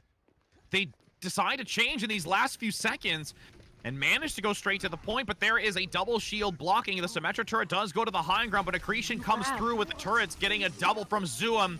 That last hesitation, I think, really unfortunately caused Matsu to not be able to reach that point with a swiftness or confidence to try and challenge against Ludlow. Ikigai, unfortunately, they just couldn't use the Graviton Surge. That was what they were building up to all game, the Graviton Surge Riptire combination, and unfortunately just couldn't get it out in time. And I think you were right that they just got caught off guard by the direction that they really wanted to move in, which was, do we go to the side or is it better to approach from main? And that indecisiveness really cost Matsu Central Ravens a really strong attack push. Yes, indeed. Those critical seconds are very important. And we talk about it a lot, too, when it comes to adaptation against your enemy teams, but also making those critical decisions in split-second time. And with a game like Overwatch that is constantly active, a majority of the fight so fast in its nature, those seconds really did not go in favor of Matsu. But now that Matsu's on the defensive position here against Ludlow, Sombra is actually going to still stick with this Echo play after transitioning late into it, and Dishonored will pick up this 76, and I don't know exactly how I feel about that since we talked about it earlier. Yeah, what we talked about earlier is that 76, even though it provides consistent damage, it's just not as good as Ashe. Maybe Dishonor doesn't feel like they're comfortable enough to play the Ashe or even the Junkrat in this scenario. Maybe looking at the extra healing that the Soldier 76 heal pod provides may be more of a resource or more of an advantage than the Junkrat spam damage. So just very interesting that we're going to see Ludlow Falcons completely bypass all of the damage that Matsu Central Ravens had set up at main for them and just go up to this high ground. Absolutely. There is a nice pincer maneuver, though, by Matsu. Ryan from 1 point and another from the high ground, but does have to forfeit it. There is a lot of sustain coming out with Snark on the front with that Sigma play. Goldfish in the Bastion pick, though, onto Sombra is going to start spelling disaster. No outpush of damage outside of the 76, who is extremely low from Dishonored underneath. Supports are vulnerable out in the open. Pretzel King in the back will be very low after Azimi does go down, and that is going to be a very fast take from Ludlow on Volskaya Industries. Ooh. All right then. That's just the power of Bastion, to be honest. Yep. Like I've said this a couple of times now, and I'll say it again. Bastion is such a strong check to the team synergy and teamwork it requires to play against a Bastion, and Symmetra also kind of fills that role. So the fact that Ludlow Falcons are running with not one but two of those heroes that check and balance the teamwork for Matsu Central Ravens, well, it got checked, and I Yes. think that Matsu Central Ravens might learn something from playing against that and say, "Well, what if we ran something similar?" Mm, Maybe they don't feel comfortable with it, but I would say it's worth trying because Ludlow yes. Falcons have been running it successfully. Absolutely, and already getting 2 points in this first to 4 as we continue through the semifinals. At this point, Matsu has to try something. They find themselves getting the short end of the stick. They had a more, I think, formidable control map versus the Assault. That could also be a part of it too, that maybe, Matsu not feeling confident on that type of map style as we enter in now to a hybrid map for the next selection. And with Matsu going into this, there's still going to be, that point of contention with this Mhm. hybrid. And I think that's going to still be maybe an opportunity here to try and, kind of take a little bit out of what we talked about where the control and where Matsu has. And I almost feel like we shouldn't see Dishonored keep with the 76 because I don't think it really prevailed to the degree that they would have liked it to. Hmm. I mean, it's about comfort though in a lot of ways, Hmm. right? Especially when we're talking about the high school level where meta is not always the thing that you want to go Hmm. with. It's about what you are comfortable playing in terms of your teamwork style as well as the team compositions. And if Soldier 76 is that comfort pick, then Soldier 76 is the comfort pick. So it's really up to the rest of the team to figure out how that's going to work together Hmm. and how we are going to make that Soldier 76 work. I've got to say that like I can't talk about it in terms of what we saw from that defense just Hmm. because for the Ravens, they had to play flawlessly. And Hmm. when you're facing against a Bastion on attack, it really forces you to make some split decisions that are very difficult to make. That's what Hmm. I mean about checking that teamwork and team coordination from playing against a hero like a Bastion or like a Symmetra. And so I don't think it's really we're able to give a fair assessment on that Soldier 76 based on just one defensive hold. Well, and building on top of that defensive hold, maybe Matsu feels confident going into this Kings Row because they are looking to attempt something to compete against this type of Bastion play because Yeah. we've seen it before where Bastion is actually a very relevant pick on this, especially when you're on the attacking side.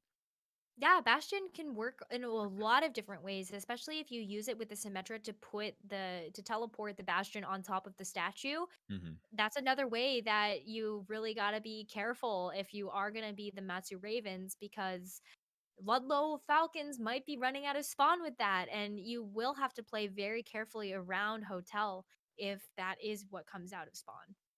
Yes, indeed. And with us now going in, it will be a side swap. We will have a change up. So making sure to keep note of that. And as we're waiting to see, I'm also curious if it's going to be an adaptation from Matsu. It looks like there's going to be a little bit of a change. It's going to be a Zemi to heal. Actually, correction.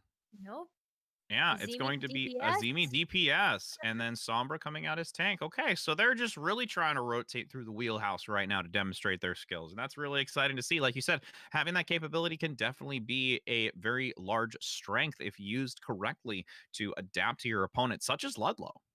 Well, this is actually Matsu Ravens going back to the same roles that we saw on Control. Hmm. So I have a feeling that the reason why we saw Matsu Ravens switch it up is because Sombra might be the only Sombra player on the team. But not True. only that, you're right about that being a strength again, which if you're capable of playing multiple different roles for the team, then you understand a lot better about what those roles need in comparison to your own. So I really like that we are going to see Matsu Central Ravens switch it up again. Maybe this is what they're more comfortable with. And I agree with not maybe playing the Sombra on this map, but Hmm. having Sombra play one of those more defensive style heroes like a Zarya or like a Diva that will really help to support Ready their for main battle. tank partner. Absolutely. And with the defensive matrix, I think that's a really, really good synergy. You called the Zarya, which of course we know for the barriers, but the defensive matrix still has such a high just use and Attackers incoming is from really critical Bastion. if you know how to time it and use it effectively to help keep not only your front line alive, but also really mitigating a lot of that damage if there is a backline flanker trying to go after your supports. Ooh, I actually kind of like this too. Matsu Ravens are coming out of spawn with a double shield, and it's not super often that you get a chance to see the Reinhardt and the Orisa paired together. Hmm. When we take a look at a composition like this, what the Orisa allows you to do is put down that stable shield, and then Reinhardt doesn't really have to worry about their own. They're able to just cleave damage into the enemy team, which is going to be the Ludlow Falcons coming out on this attack. And with the attack, it's not going to see the Bastion and no Symmetra tactic this time, but there is still going to be a Torbjorn in this lineup, which is still an interesting pick for potential crossfire. Yeah. Here's the Hulk, though, coming in, and that's another reason why Sombra is going to be important. Oh Look at that my cleave! goodness. You had so much damage come out from Azimi early that double kill fire strike with a charge now in the back. You definitely said a guilty spark just all around was able to swing that axe and gain so much with it. And just, whew, great cleanup. Yeah, it's really great. And unfortunately for Snark's going to be a little bit left to the wayside here by the team, and that might be a bit of a stagger. But unfortunately for Matsu Ravens, they got to force out their immortality field here. Yes, they do. And with that immortality field being lost and a high press attack from Ludlow, a cleanup comes through.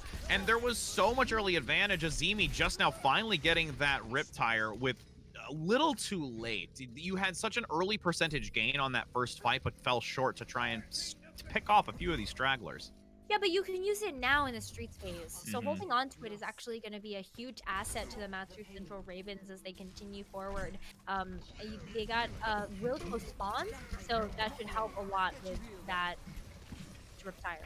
Absolutely, and now the very, very aggressive play coming out from Schnark up front. Whole Hog committed in this, and we typically see it just to give that payload time to move up, prep for this next checkpoint. Nice takedown again from Stavik onto Azimi. Sombra just having to flee rapidly and barely able to escape for that mega pack, with all of Ludlow except for one holding close to that next checkpoint.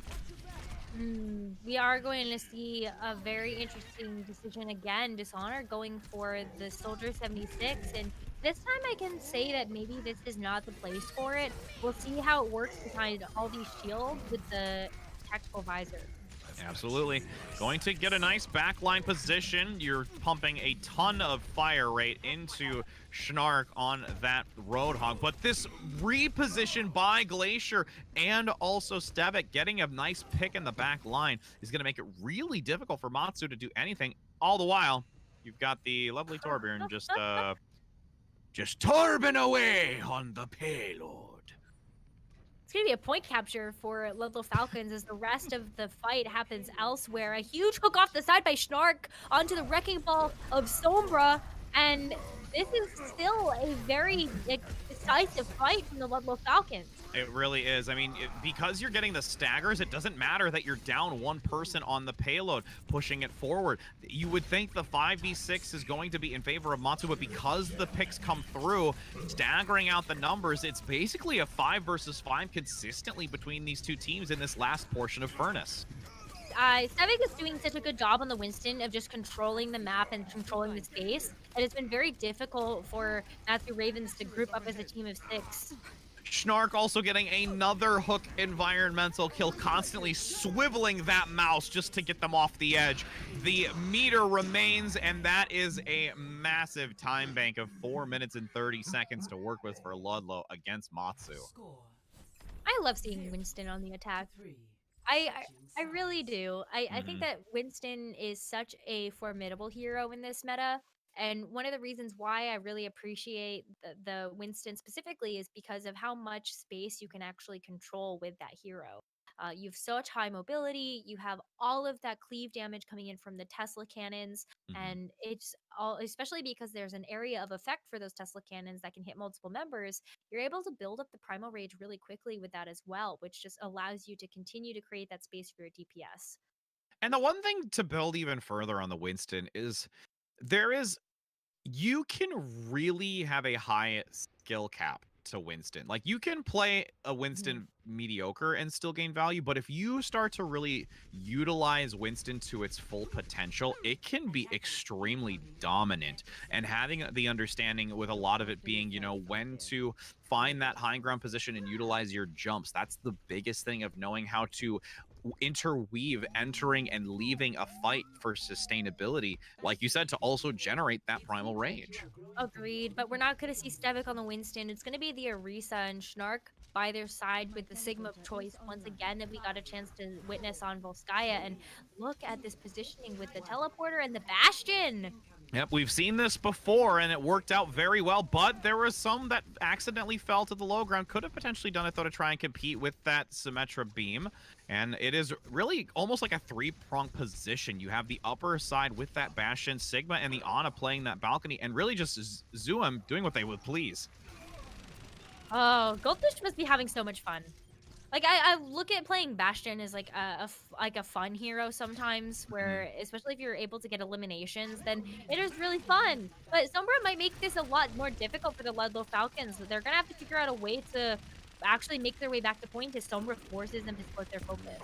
Oh, and there was an attempt by Azimi, but instantly deleted out of the shadows. That's what I mean by fun.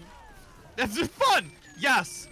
And there's the wee woo. There's the wee woo. As it's still a minute off the clock right now, and the fact that there is this follow-up in the back line from Sombra, if this pick can come through before the Symmetra recovers, that might be a chance to start focusing this position. But Zoom sustaining and doing a stellar job, because also you've got Glacier making sure to watch both positions.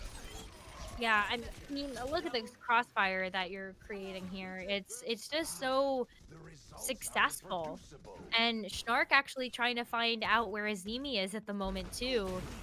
Oh, huge Gets a lot of shots. The kinetic grasp mitigating it since Schnark is low. Azimi will have to regroup and head back to spawn area, but you still have Goldfish on this high ground position. The Genji comes through looking for the deflect, gets a lot of damage, but oh, you've got a great assistance from the support line to keep Goldfish alive despite how low that health got. Ooh, Glacier coming back. This is the rotation that I had to talk about from Sombra being in the back line, because you now actually don't have the full team focusing on the spawn doors. You've got Sombra that is really making Ludlow Falcons create that they can force a decision out here. But with the powerful duo of what we saw from Glacier and Zoom, I think that is going to be Sombra going back to spawn. Yep, the other part of this too is the fact that you drew the Ana away, who has been giving a lot of sightline to fuel that Bastion on the high ground. If that can happen again like it consistently is, this is a chance now for Matsu to push in. A takedown again though onto Sombra. No kill prevails until finally after 2.5 minutes, the Bastion goes down. The res comes through onto Dishonored, and with that flux to compete from Ludlow to survive, this actually could be an opportunity for Matsu to stick into this. Dragon Blade comes out near the statue, looking to round that corner, but does get taken down from Zuan with the photon barrier blocking a lot of those long-range shots that could change it back. 60 seconds, and you've got Ludlow back in prime position. Oh, it's so tough to run a Genji into the turrets just because the turrets are damage that you just can't deflect. And especially because they also slow you down just like a little bit. All of these high mobile heroes are getting stuck. Like even Mercy using her Guardian Angel is gonna have some trouble. Ooh, you've got the healing coming through on the top floor of that room. You have Guilty Spark with a quad kill. Now transitioning to the point, finally getting some value. The respawn prevention needs to be high, though, from Matsu, as you've got a change up here. Schnark going to go on the Wrecking Ball, and Zoom attempting to get back quickly, but this pick on the support is going to be very critical to keep Matsu alive. Sharky, the desperation pick to get back to point. I think that Matsu and the Ravens have finally done it. Worked through the turrets, worked through this formidable defense, and now Ludlow Falcons have no choice but to give up this first point. Yeah, they have to fall back. You can't see Ludlow take any more risk or give any more ultimate charge. You've got another Dragon Blade almost coming up along with a Valkyrie soon, even having Pretzel King. But as I say that, you still have a nice engage here from Goldfish on the Doomfist, but the Mayhem takes him down. Ooh, turrets still working their magic though, so Zoom is still able to build up to another photon barrier. This is already 70% when we just saw it come out just a fraction before. Ooh, the deflect comes through by Dishonor, but that is not going to be able to withstand too much more. There's a Fire Strike actually getting onto Stevik and taking down the Supercharger. I like the fact that that got that extra boost of damage reduced for Matsu to keep pushing in. The Coalescence going to be hyper-focused onto this choke position just around the bookstore with the nice Dragon Blade as well, deflecting the backline, trying to compete against the Sombra from Glacier. And because of that forward press from Dishonored, it's going to leave this fight still in favor of Ludlow, as the whole hog is going to be active to knock back a couple of members of the team. Ooh, Goldfish coming back with the Doomfist. This is a pick that we've seen them play before, and oh man, that's gonna be really fun to watch the rollouts on this map. And with this change up again, 40% already to the Meteor Strike from that last engagement. Nice halt to pull a few out into the open with this payload just a few meters away. The Bionade onto Pretzel King is going to be something to be very careful of, since that for coming out from Glacier has been very worthy. Whole Hog going to be active by Sombra, as this reposition will allow a force back, reaching this checkpoint and actually continuing to move forward. Ooh, continuing forward, Shark though is able to take out a main source of healing for Matthew Central Ravens though. Ooh, and a nice cleanup. Ludlow finally able to shut this momentum down despite the early lead that Matsu had through this Streets phase. Going into Furnace now is the difficult portion of this map. Yeah, so this is really tough for the Ludlow Falcons because even though they were able to stop this momentum generated from the Matsu Ravens already captured the second point. So they just have to work through Furnace now. And this Furnace position going to cause a lot of difficulties with Goldfish now jumping in the back. Gets a nice rocket punch to the Moira, but doesn't knock into the wall for the full kill. Dishonored picked up by the Fire Strike, but still taking two with them. Minute and 35 seconds to go. Riptire overhead claims the support, and you also have Azimi barely surviving after the hook comes out from Ludlow. And surprisingly, Matsu is doing a very, very good job on this final push here with a minute 20 to go. I'm not surprised. I'm not surprised at all because Dishonored has been popping off and Azumi firing back with a Riptire of their own. Gets three! Triple kill, both supports down, and the Junkrat counterpart. That is a big chance now for Matsu to reach this golden box of completion for this round. But the respawn advantage is still here in favor of Ludlow. 50 seconds to go, and the Meteor Strike from Goldfish claiming both supports is devastating for Matsu. It is going to be devastating. Tanks are just going to be cleanup now as the Ludlow Falcons get a chance to stabilize and get a chance to set up Zoom on this Bastion if they choose to stay on this hero. Wow, though. That was a huge Riptire. That was a huge Blade. And now that AK Guide is playing this Ana, there's a world where we see a Nano Blade come through. But both Dishonored and AK Guide have a lot on their shoulders in order to build up to those ultimates so that we can see them come out in the next 20 seconds. This is last fight.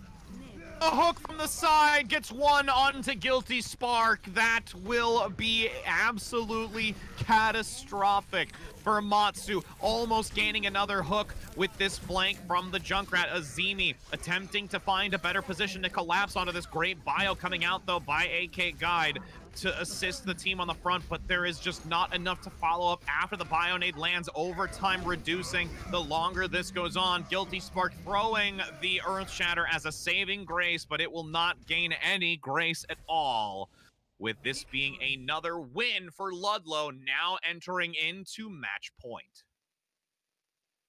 Whew, that was so close, Richrad. Like, there were a couple of moments where, yeah, I was a little bit surprised too. But when I really thought about how Matsu Central Ravens were playing as a unit to enable their DPS, I was like, okay, this actually makes a lot of sense, especially because they were focusing down the DPS on Ludlow Falcon's side, so that Matsu Central Ravens were the only one that had firepower.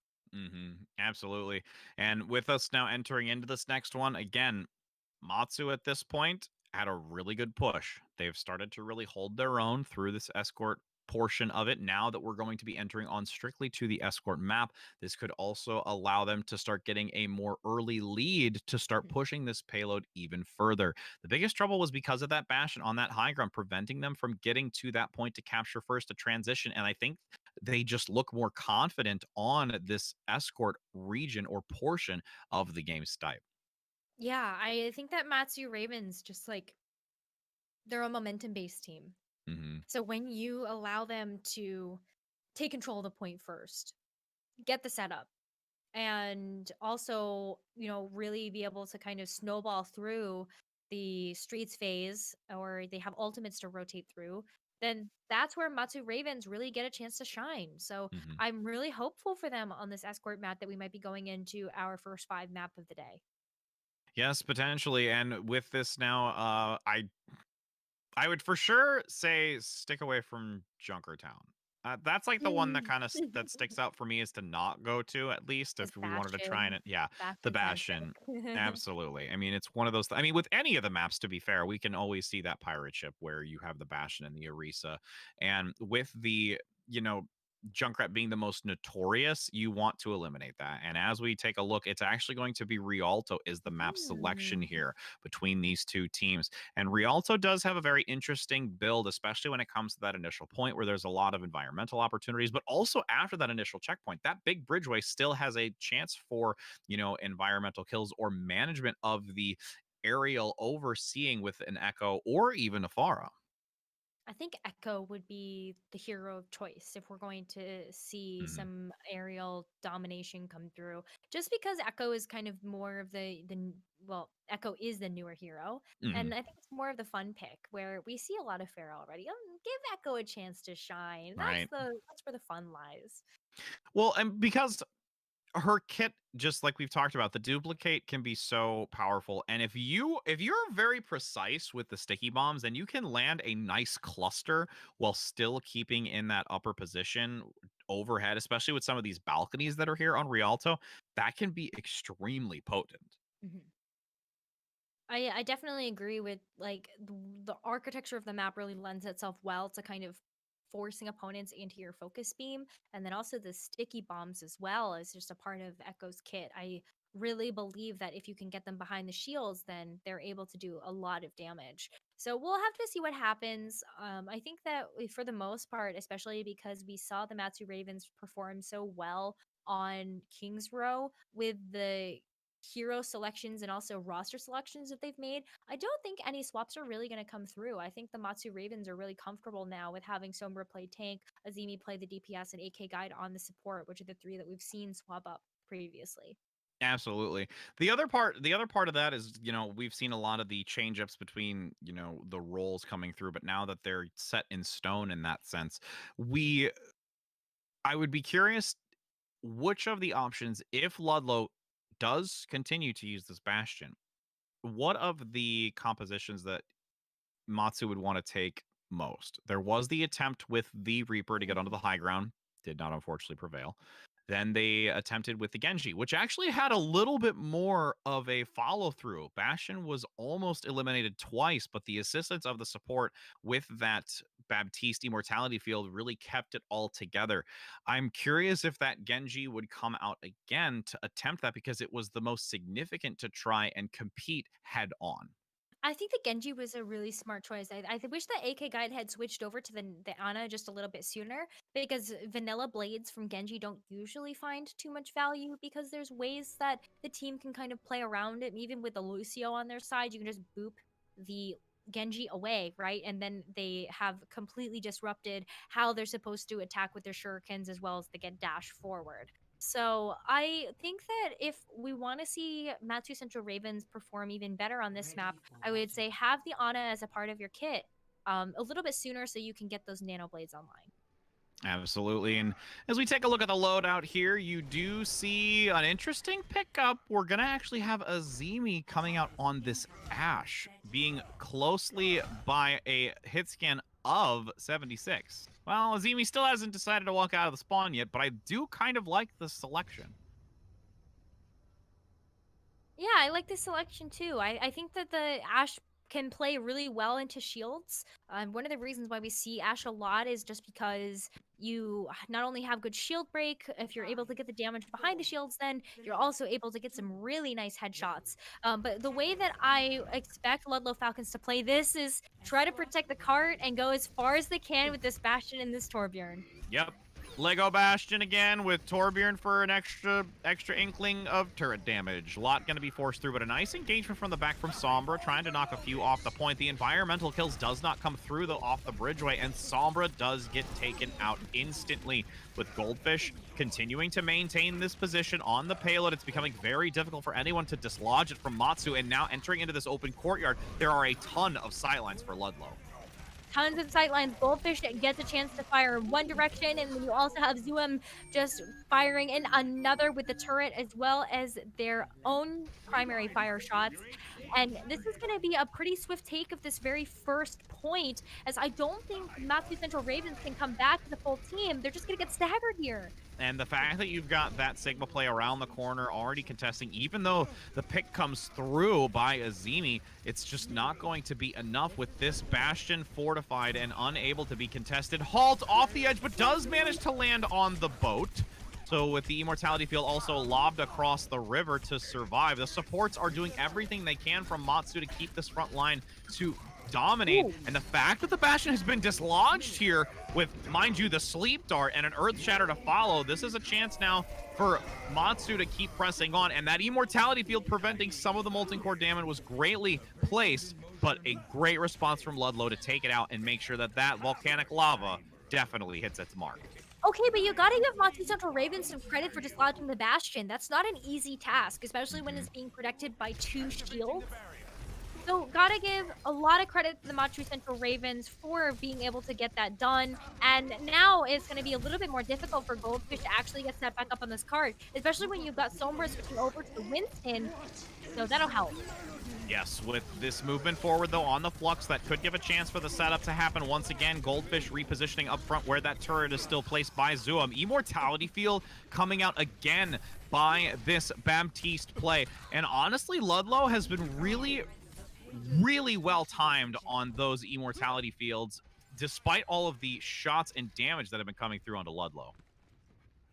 Ooh, that is some good heads up play, I think, from Dishonored to kind of go into the back line and see if they can get some shots in from the back. Because realistically, Sevik and Snark are really only protecting the front, creating those double sails at the very beginning. And you also see Snark go on these flanks. So hopefully Dishonored can kind of get into the back line again and try to get some shots where they can. And Azimi also trying to find some angles here with their shots of their own on these grenades through that side room, but being picked up and sought out by the Ana in the back. It's going to be Glacier getting the melee pick after the sleep happens. This will be a map completion with just under 5 minutes time.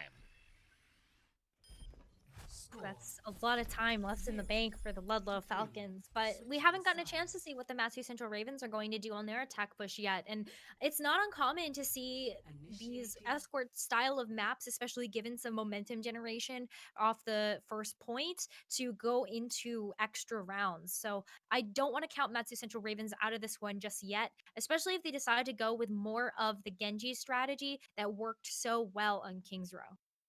Absolutely. And now as we take that swamp of sides, Ludlow, I can definitely see a Bastion coming out on the defensive side and just maintaining that initial balcony position and try to utilize the halt for across that bridgeway. And I think that's going to be really useful to them. As we can see, both Goldfish and Zoom take some hesitation here. But Ash is going to come out by Zoom with Goldfish on the Echo. So completely changing it up here for us. Yeah, so pure poke. This is pure poke coming from the Ludlow Falcons, and I really like Okuro's heads-up choice to kind of go with the Baptiste, just because the Immortality Field provides a lot of value versus the Junkrat Riptire, the Genji Blade, and even like the Brigida, I would say, would be where we would see a lot of that value come through. So Immortality Field's going to have to be really well managed by Okuru in order to actually find the value from it. But I really like this heads-up play. I think Zoom being able to use the coach gun, maybe even to push Dishonored back from the team, is really going to allow this defense from Ludlow Falcons to be strong. And, you know, the defense is going to be tested right now with this rotation from Matsu with this dive composition. Sombra on the Diva, but unfortunately, Guilty Spark on the Winston taken down down early, and a D-Mech comes through. Great initial hold in response to that flanking outside position, and the staggers come out. Dishonored has to play across Zuem at this point, who is getting a massive amount of shots out, and this evasion with the deflect cannot prevail, and a reset's going to come through. Can't deflect focus beam. That's always the toughest part, right? Especially when you're running a Genji. There's not many things that you can really deflect on Ludlow Falcons, especially if you're taking a look at some of like the echo damage that's coming through. You really can't take the 1v1 there, but everything else is really safe to run this Genji into. Absolutely, and with this Echo in the back already almost near a duplicate, that will be very critical to obtain. Taking now, again, a staggered pick onto Azimi. You've got Spark extremely low on this Winston and has to retreat. Just there's so much pick damage, like you said. A combination of this Ashe and also the Echo makes it very difficult for Matsu to even enter onto this battlefield. Ooh, yeah, it is super tough with all the dynamite damage coming in from Zuum, and I gotta say that Glacier and Okiru are doing such a good job. Like, I haven't talked about Glacier too much on the Ludlow Falcons, but I gotta say their Ana has been really impressing me, especially with how accurate some of the sleep darts have been in order to stop the flanks, as well as these big bio nades coming through. These have been really impactful for Ludlow Falcons defense. Oh, and look at that very, very tiny sightline found out by Yeah. Glacier. Just really aware and noticing these small details. And there's a sleep you were talking about mid-air, getting an early takedown with the assistance of Zuum on the Ashe. And the Immortality Field comes through in the back line, securing this high ground position. And I mean, goodness, once again, a reset's gonna have to come through. You, my fellow caster, are quite the prophet. I just call it like I see it, Rich Rad. And you notice patterns every once in a while that have to do with how well people are playing in this game. And I could even say the same, even though we do see the Ludlow Falcons have such a formidable defense here, there's some really great play coming in from the Matthew Central Ravens too. Like I think that even AK Guide has been super effective with their shots onto the enemy team. They have the Nano Boost ready. Nano Blade definitely going to be coming out soon. Oh, for sure. And with that stack list of ultimates, this has to be the final moments to truly compete. But you've got Guilty Spark unfortunately jumping off. And now, once again, numbers advantage. This is now final fight territory, and it will be all 6 ultimates for Matsu. That might just be what Matsu Central Ravens need in order to make it over this point. But nobody can get picked before they actually use ult. And with the Nano Boost coming out, like you said, self-destruct thrown on the edge of the balcony, but it is not going to find anyone in its sights. There are still 3 ultimates to work with. The Riptire comes out by Azimi, but the numbers advantage already. Double kill into both tanks. That could lead into this if members of Matsu can respawn fast enough. But while the respawns come through, there are still eliminations for Ludlow onto this attacking team. Now, I guarantee you it will reach this overtime as it enters into the courtyard. We'll reach this overtime for sure, as we do see some desperation picks even come out. Sombra on the wrecking ball just to be able to get into the back line. Yeah, that Wrecking Ball is really just going to look for crowd control and harass to try and give some space for the team. A duplication comes out, though, by Goldfish to prep for the minefield, which is going to zone multiple members off of that payload, dropping it after the pile drive comes out. Amplification Matrix in the back, giving some extra assistance as a great snip comes through with that double tap on the auto on the Sigma to take down the Lucio mid-air. And you've got the focus beam even. I mean, let's just be real right now. Ludlow is feeling confident to shut down this overtime attempt. The Wrecking Ball spinning to winning, but there's so many objects in the way to prevent the full circle, and you will have Ludlow also continuing to prevail with no maps lost yet. No maps lost. Are Brooklyn High School Tech ready for that? I mean, Brooklyn themselves have had quite the consistency in their games as well, so this is going to definitely be a for sure tilting game for one of these teams because both have been playing so well. Who will be the first to lose a map? I mean, really. Yeah, I mean, that's true. When you take a look at it, like, commiserations, of course, to the Matsu Central Ravens, Mhm. but you've got to also commend yourself for making it this far in the season and also going home with the number 2 Alaskan school title under your belt for fall. That's something that you've got to be really proud of. So I really just want to say they've played really well, but at the end of the day, it is going to be a rematch between our spring championships between the Ludlow Falcons Mhm. and the Brooklyn Tech High School. Yes, indeed. And we are going to get this underway as soon as we get these two teams prepared. Ludlow is all ready for this next one with Brooklyn in the wings, waiting to enter into this. And it is going to be two Titans going head to head. And I really can't wait because the one thing I would like to say about Ludlow is as much as we talked about how Ludlow sometimes takes a chapter out of Brooklyn's, tactical book, Ludlow does still have this very reserved nature where if they need to and find it necessary, they will not play as overly aggressive. They're confident, as we've seen Mhm. with the Bastion play, their defensive holds, but Brooklyn being a powerhouse of just forward momentum, I'm really, really interested to see how Ludlow is going to handle this type because I don't think they've ever come across anyone just yet with that same type of ferocity. I mean, the last time we saw Brooklyn Tech High School and the Ludlow Falcons play it out, it was Brooklyn Tech taking home the number 1 championship spot. So this is definitely where Ludlow Falcons have a lot to prove and a lot to show us in their next series.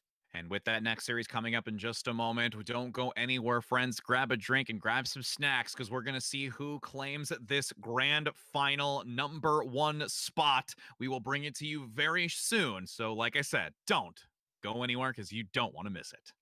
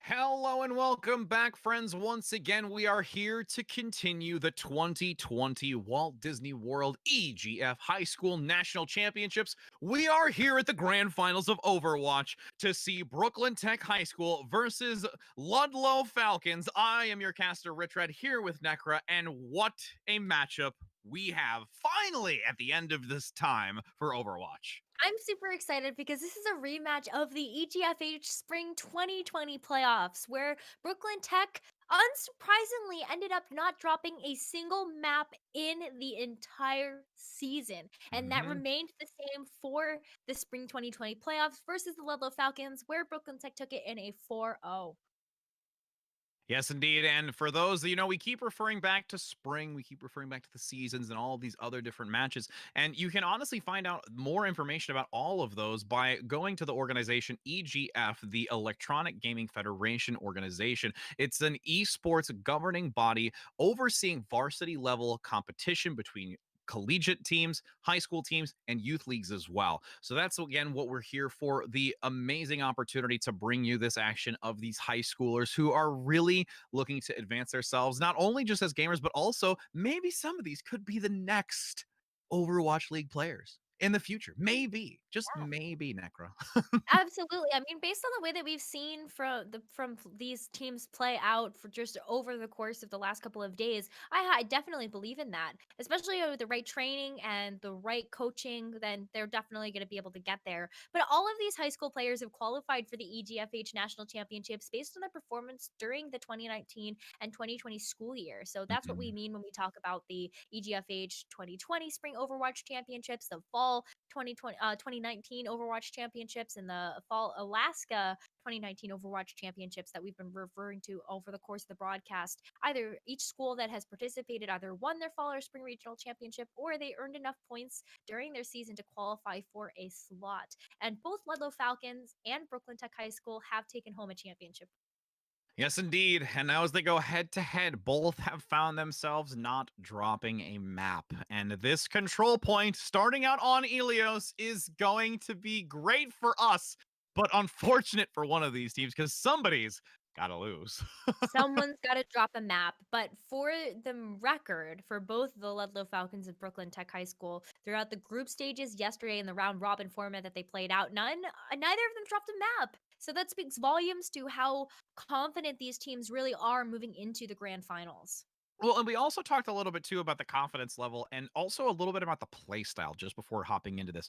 We have seen consistently game over game from Brooklyn Tech High School a just sheer ferocious and just driven nature in their play, and it is so dominating, whereas Ludlow does have moments here and there, but they're more of, I feel, a reactive and responsive team than just an all-out aggressive team like Brooklyn. I think that's okay though, because what we see from the Ludlow Falcons is maybe not just sheer force of aggression, but what we are seeing is more of a defined and refined play style where they are waiting for the right moments and the right opportunities in order to take an advantage in the team fight. So I really appreciate that patience and that level of care that Ludlow Falcons really do provide to their gameplay. But I am very curious to see how it's going to fare versus Brooklyn Tech High School's super aggressive play style. Well, and with the super aggressive playstyle from Brooklyn, Ludlow actually adopted a lot of the Bastion play across the maps. Every now and again, they adopted something a little bit different in nature. We saw some Ash play come out along with some variations as well, utilizing the Echo. I'm curious once we start transitioning past this initial control point, how relevant that Bastion play is going to be against Brooklyn because Brooklyn has had such a well coordinated team composition that you mentioned it before a couple of times where if you have a team throwing the Bastion into the mix, the opposing side has to be extremely coordinated. And I think Brooklyn could really do that coming out in these maps. I think that's what makes it really scary for the Ludlow Falcons. I don't know if they're going to be able to run the same types of compositions that they were used to running against teams that they played against earlier. And I think that just speaks again to the level of coordination that Brooklyn Tech High School has, where we'll see whether or not the Bastion comes out. But I agree with you, Rich Rad, that there's probably going to be some type of call and response from Brooklyn Tech against that Bastion. It might not even be able to make it out of spawn. This is true. I mean, we've seen on multiple occasions with Brooklyn the ability to really just stunt any sort of advantage from the get-go. And especially when it came to the control points, utilizing that space like you talked about, where it's between where the spawn door and character selection is, that there is that window of space that there is just a lot of opportunity for staggered kills. And that's something that Ludlow will not should not allow to happen because they themselves have been very coordinated as a whole throughout the course of today and yesterday. And you know something that I feel like Ludlow Falcons is going for them is they just played a phenomenal series versus the Matsu Central Ravens, and that's a warm-up match for them. Where Brooklyn Tech, yeah, they played earlier today, but they've had a little bit of a break. So maybe that's something that the Ludlow Falcons can use in their favor moving forward in the rest of the series. Absolutely. It looks like we are still waiting on one player to hop into this match. So we are just going to give them another brief moment. So we will go to a break here before getting this matchup between these two Titans underway.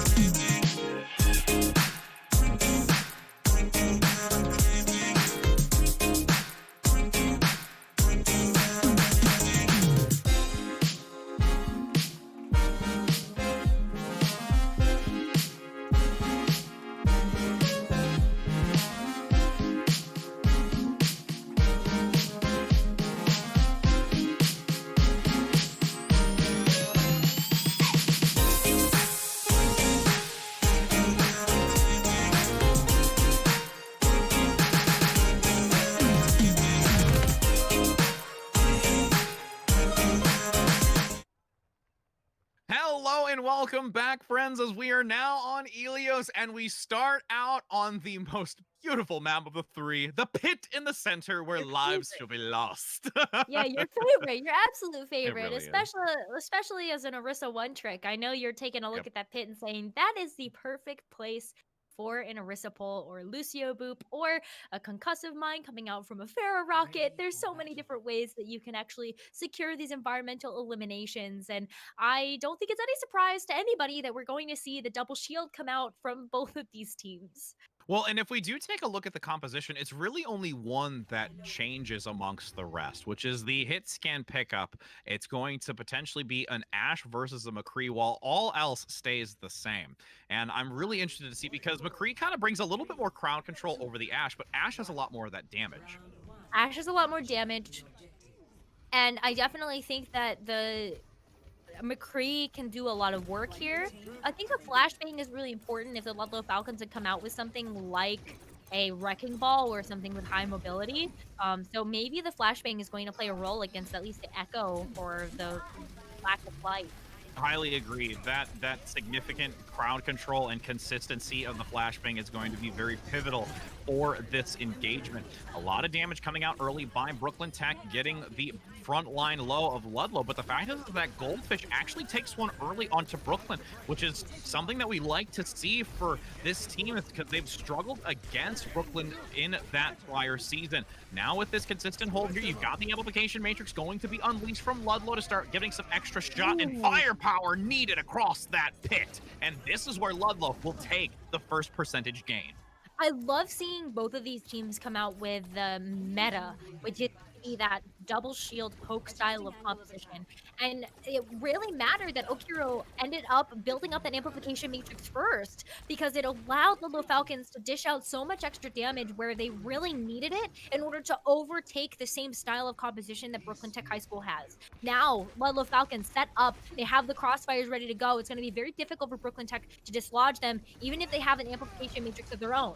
Absolutely, and Hello's going to lead with it from that side position, getting those extra firepower needed with the return, though. Look at how low all of Ludlow is, but with a beautifully timed Immortality Field keeps the entire six up. But now this follow-through with the duplicate on the Sigma, the rise and fall, as we've said before, drops, and you've got the double kill coming out from the duplicate, and this rounding third follow-through, you've got Brooklyn now taking it back.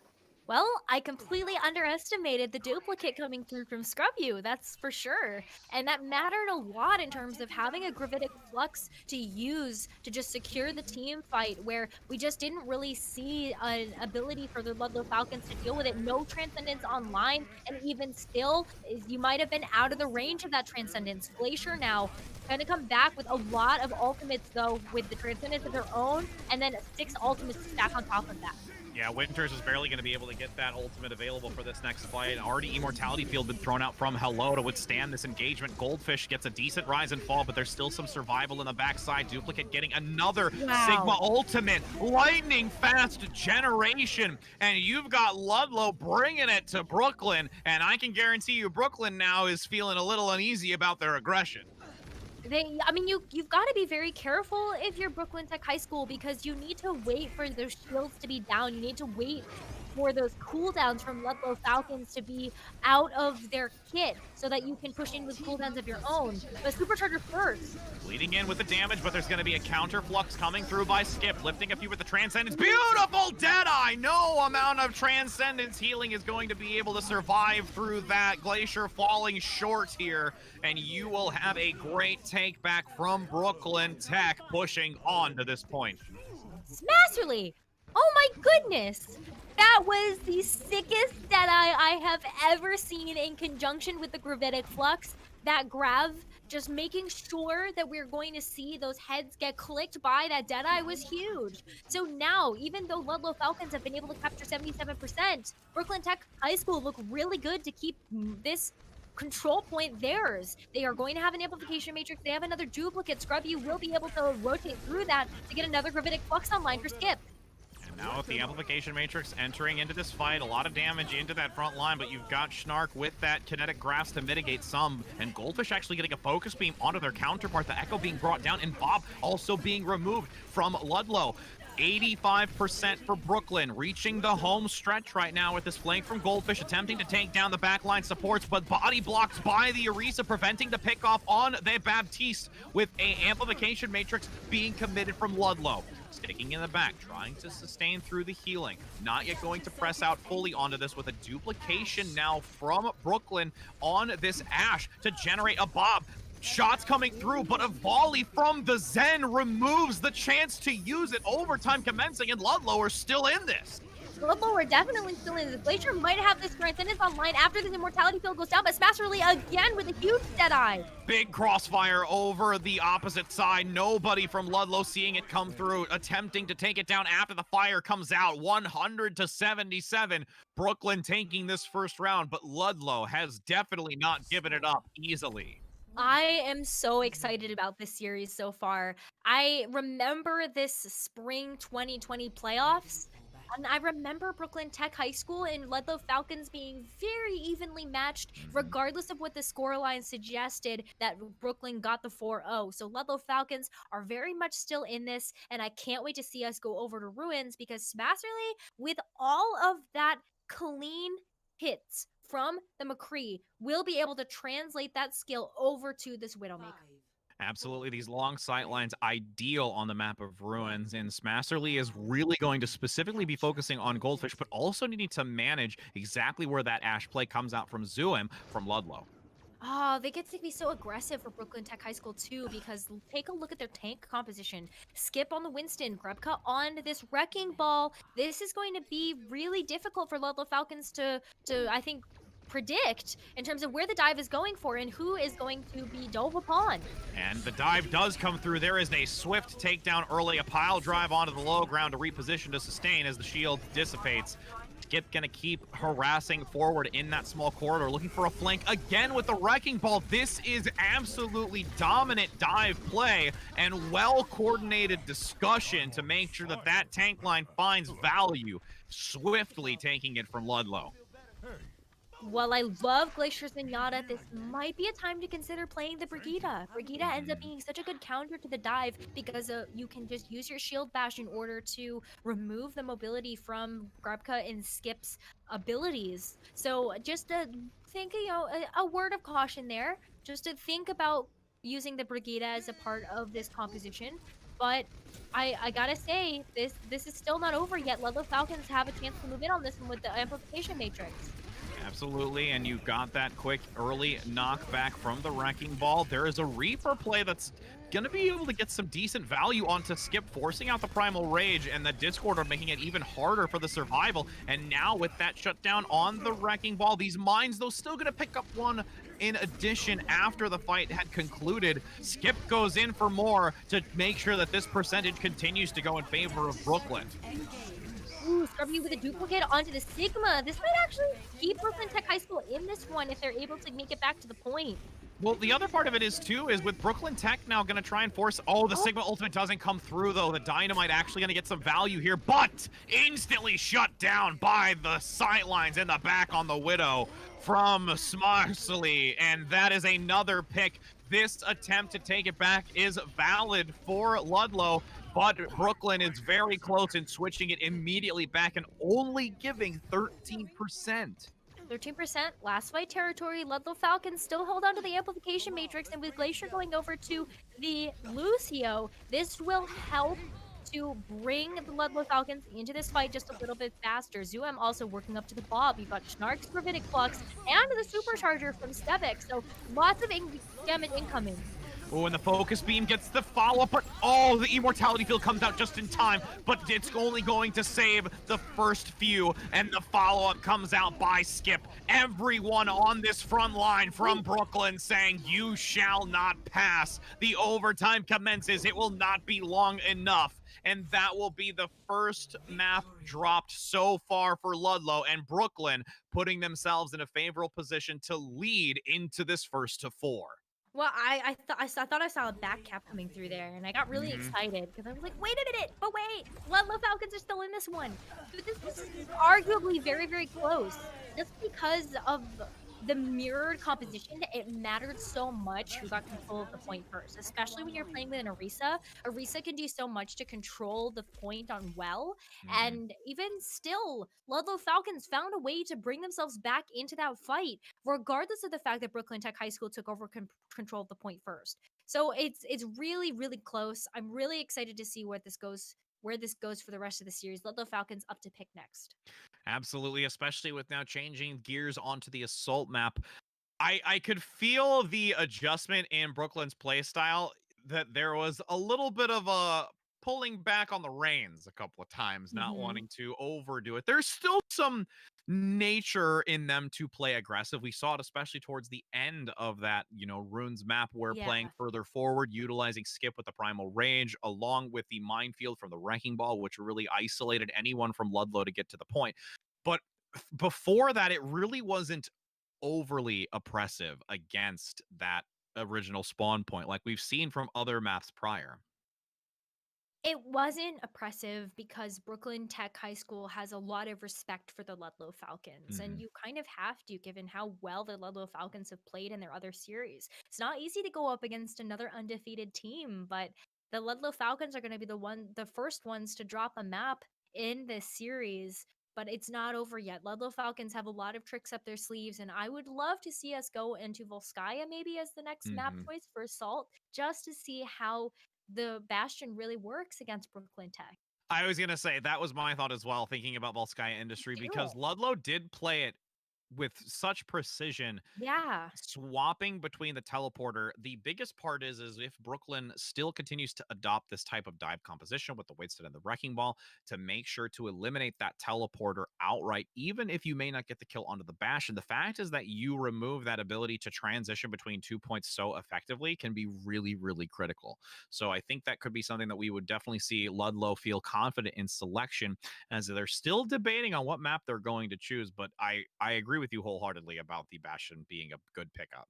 Oh, that'll be so fun. I would really like to see that come through just because we've been theory crafting how Brooklyn Tech High School might play against a Bastion, given that they do have pretty high team coordination and teamwork in general. So I would love to see that come through. But I think that with this being such a close series, and with there being a lot on the line, Hmm. Ludlow Falcons are really considering what they wanna do here. Is it worth going with the risk of playing a Bastion?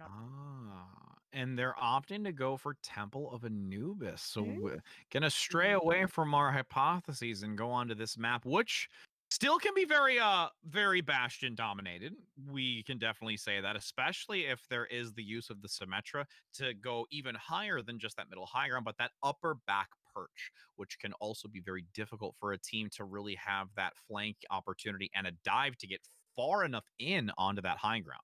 Somehow I doubt it, though. I think that when we think about Temple of Anubis as a map and think about how the meta has shifted over to this poke double shield composition, I think we're gonna see more poke. And I think we have to, especially if Brooklyn Tech on the defense are gonna go with something like poke. Hmm. And you will have Brooklyn opting to take the defensive side first here versus the attack. We've seen that a little bit more today than we did yesterday. Brooklyn Mhm. has been more notorious for picking the attacking side to lead with and is a little bit more responsive now in this defensive position. And I like that choice coming out with how well aggressively they're playing to kind of almost scale and understand their opponent before entering in on the attacking side. Well, I think that's what really doesn't surprise me about Brooklyn Tech choosing the defense is because they are an incredibly defensively oriented team where they do really well with setup. Mhm. So, especially if they're going to use something like this. Oh, this beautiful crossfire coming through with the Junkrat and the spam damage and all of those shields. That's going to be really fun to watch. And I think that Smasterly playing this Junkrat is going to give Ludlow Falcons a lot of trouble depending on what area they decide to move through. Remember those concussive mines we talked about? Getting that buff. It's Mhm. going to allow Junkrat to maneuver even better around this map of Temple of Anubis. So, regardless of which way do see Ludlow Falcons approach this point, there's always going to be Junkrat spam damage. Absolutely. And the other thing I really like too is how they opted for Brooklyn on this defensive side to go for the Symmetra to get these Zenyatta up top. But Hello gonna get picked out instantly Ooh, on this and no longer having the immortality available with the swap having to come through on the Moira. But because there's still a lot of area of effect damage, it's gonna prevent some of Brooklyn pushing on and or correction, Ludlow pushing any further here. Nice cleanup with this Junkrat. that's what I mean by those concussive mines really allowing Junkrat to fly around the map. And because we saw Brooklyn Tech High School win out this first team fight, that is going to buy some time for Hello to get back to this point. Interestingly enough, they're not coming back with the Baptiste, instead the Moira, who did just receive a nerf to their healing and damage output. So very interesting choice by them, but I really like the pick given that Zoom is choosing to run the Sombra. Yeah, I would highly agree. The fact that there is a swap coming out this early is a confident change up when it's necessary to get a hack on the back. No longer going to have that shield placement with the Sigma being hacked, but you have Scrub you acknowledging the second that the Sombra is visible on the field. A nice depletion of health for the DMEC in addition with Stabik following closely by. And with both of those tanks gone and the rest of the team following up, this is a massive amount of ult charge for these DPS lineup on Brooklyn. Huge. They have the Bob ready to go. They have the Riptire as well from Brooklyn Tech High School. And if that wasn't enough for you, Grubka might have the Supercharger up for this next fight too. Zoom's having some trouble on this Sombra actually generating up this EMP charge, which, remember, we talked about this too. If you're going to be running a Sombra, you better be building up those EMPs. And speaking of ultimates, you have the Riptire around the corner, bobbing and weaving. The damage does get the pick onto Stevic just before the leap can get outside of the barrier. And now that you've lost the tank, there is a dive going to come through by the D.Va play from Ludlow, which is not going to gain anything here. There is some transition from the support play going very far in advance, but this is a loss of time here with a regroup from Ludlow. 1 minute and 40 seconds left for Ludlow Falcons, which should be about 2 more pushes if they are able to play this right. Zoom has taken 2 pushes to build up to 50% to the EMP, so it might take up the rest of this time in order to get the EMP online. Hopefully what Ludlow Falcons can do in these next couple of moments is start to build up and stack up ultimates, so I don't really want to see the Nano come out here unless they're confident they can get something done. And confident diving in, the Nano is helping Stevic to generate the ultimate, but it will not be generated. Bob also will take presence on this field with the Coalescence continuing to boost that front line. Dynamite in the back gets the Sombra very low, will translocate in the back, but oh my goodness, gets a stellar pick. Scrub, you ready for anything with that Sombra play. Sombra's gonna have the EMP though, so Zua, nice job building up to that EMP. Really excited to see that pop off in this next one, especially because Brooklyn Tech High School has been playing relatively close together on that middle high ground. I think this EMP is going to be able to be big, and then that's kind of the go signal for the dive to come in when those shields go down. Absolutely. Go signal needs to come soon, though. 30 seconds. You've got a rotation now from Ludlow to that side position. Recognition coming out with a supercharger. EMP going to come out, but the Transcendence being so far away from the EMP, it's going to sustain through quite a bit of that. Scrub, you already gets the double onto the support line, and Zoom with that Sombra to try and stop the ability usage of this frontline tanks, but can't manage to. Zoom also going to transition to the Tracer now in desperation as the DMEC comes out onto D.Va. Stevic also has to rotate to this Wrecking Ball. The overtime will vanish once again here. Riptire cleaning up anyone to compete. All that remains is the Wrecking Ball in the back, but it is still, once again, not enough. That will be a hold here, a full hold, mind you, for Brooklyn on the defense of Temple of Anubis. I love where Winters played the Zenyatta. That high ground above point was the perfect place and such heads-up play from Brooklyn Tech High School to actually use a Symmetra teleporter to get Zenyatta up to that ledge. It was brilliant, and it meant for so many reasons that Ludlow Falcons actually couldn't use the dive to dive the one target they really wanted to on the team, which was the Zenyatta. It was too far away. You would have had to invest too many cooldowns in order to reach that point, and when you're using cooldowns to approach, it means you don't have cooldowns to escape. Absolutely. And then again, also maintaining that high ground position allowed that EMP to become completely useless because the Transcendence and the Zenyatta were so far out of its radius. It was perfect timing. You're waiting on that Transcendence. You know the EMP's coming out. I'm going to get it. We're going to survive. And that's exactly what happened. You know, that's exactly what the EMP is for, too. And it's really impressive that actually both Winters and Glacier have been able to run this Zenyatta, because most of the time, if you're running a Zenyatta, you really want to run it next to a Baptiste, because Baptiste is the only hero at the moment that can do enough healing to support the rest of the team. But we weren't seeing that. Okiro was running the Ana, and Hello was running the Ana as well. So that was really fun to just watch how that all played out in terms of how much damage and how much healing both Winters and Glacier were able to do. And with the talk about damage, you can see this Junkrat unleashing a massive amount onto that early shield in the middle high ground, breaking it down quickly and going to generate a hefty amount of percentage on the ultimate if left uncontested. The dive coming in by the Winston and a follow-through by this Junkrat play from Brooklyn. The Immortality Field has been used, though, by Ludlow to try and sustain this incoming damage. A rotation from Scrub U as well on this Echo will get some value, but Brooklyn will actually be brought down here because of how well Ludlow is able to rotate and change direction and focus. Scrub U at this point is the only one that's actually trying to attempt to make a difference on this front line with the assistance of Skip. And it might just be enough. The late, long, drawn-out fight will actually go in favor of Brooklyn. The sustain is there. Doomfist has to come back as a desperate plea to keep this in the favor of Ludlow's defense. And now the Lucio Stagger, in addition to others, will attempt to touch, but it will not prevail. That is going to be Brooklyn now taking the second map of this first to 4 over Ludlow.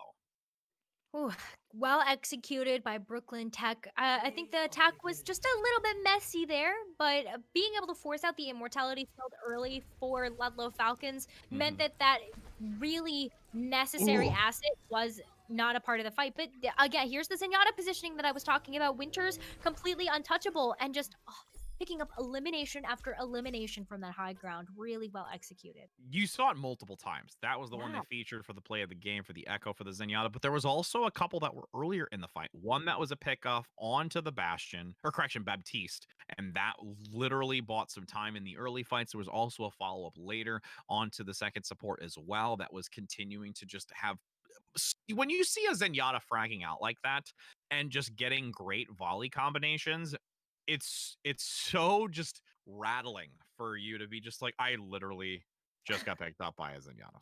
You know they're having so much fun doing it too. It's not very often that you get a chance to see the supports frag out, but especially in this high damage meta where the DPS have to do so much more, Mhm. the healers don't necessarily have to focus on just healing. They can also do damage themselves. So Anas get a chance to frag, Baptiste get a chance to do those headshots, and then you also have those nice volleys coming in from the Zenyatta, really making a difference in terms of how much damage is actually getting pumped out by the team. Absolutely. And it looks like there's going to be a quick selection here going into King's Row. So we've seen this a few times already. So we're really looking forward to being able to see it once again between these two powerhouses. But before we enter into that, we are going to go to a small break just before entering into it to allow both teams to get level headed and prepared to see who can continue on through this first of 4. So don't go anywhere, friends.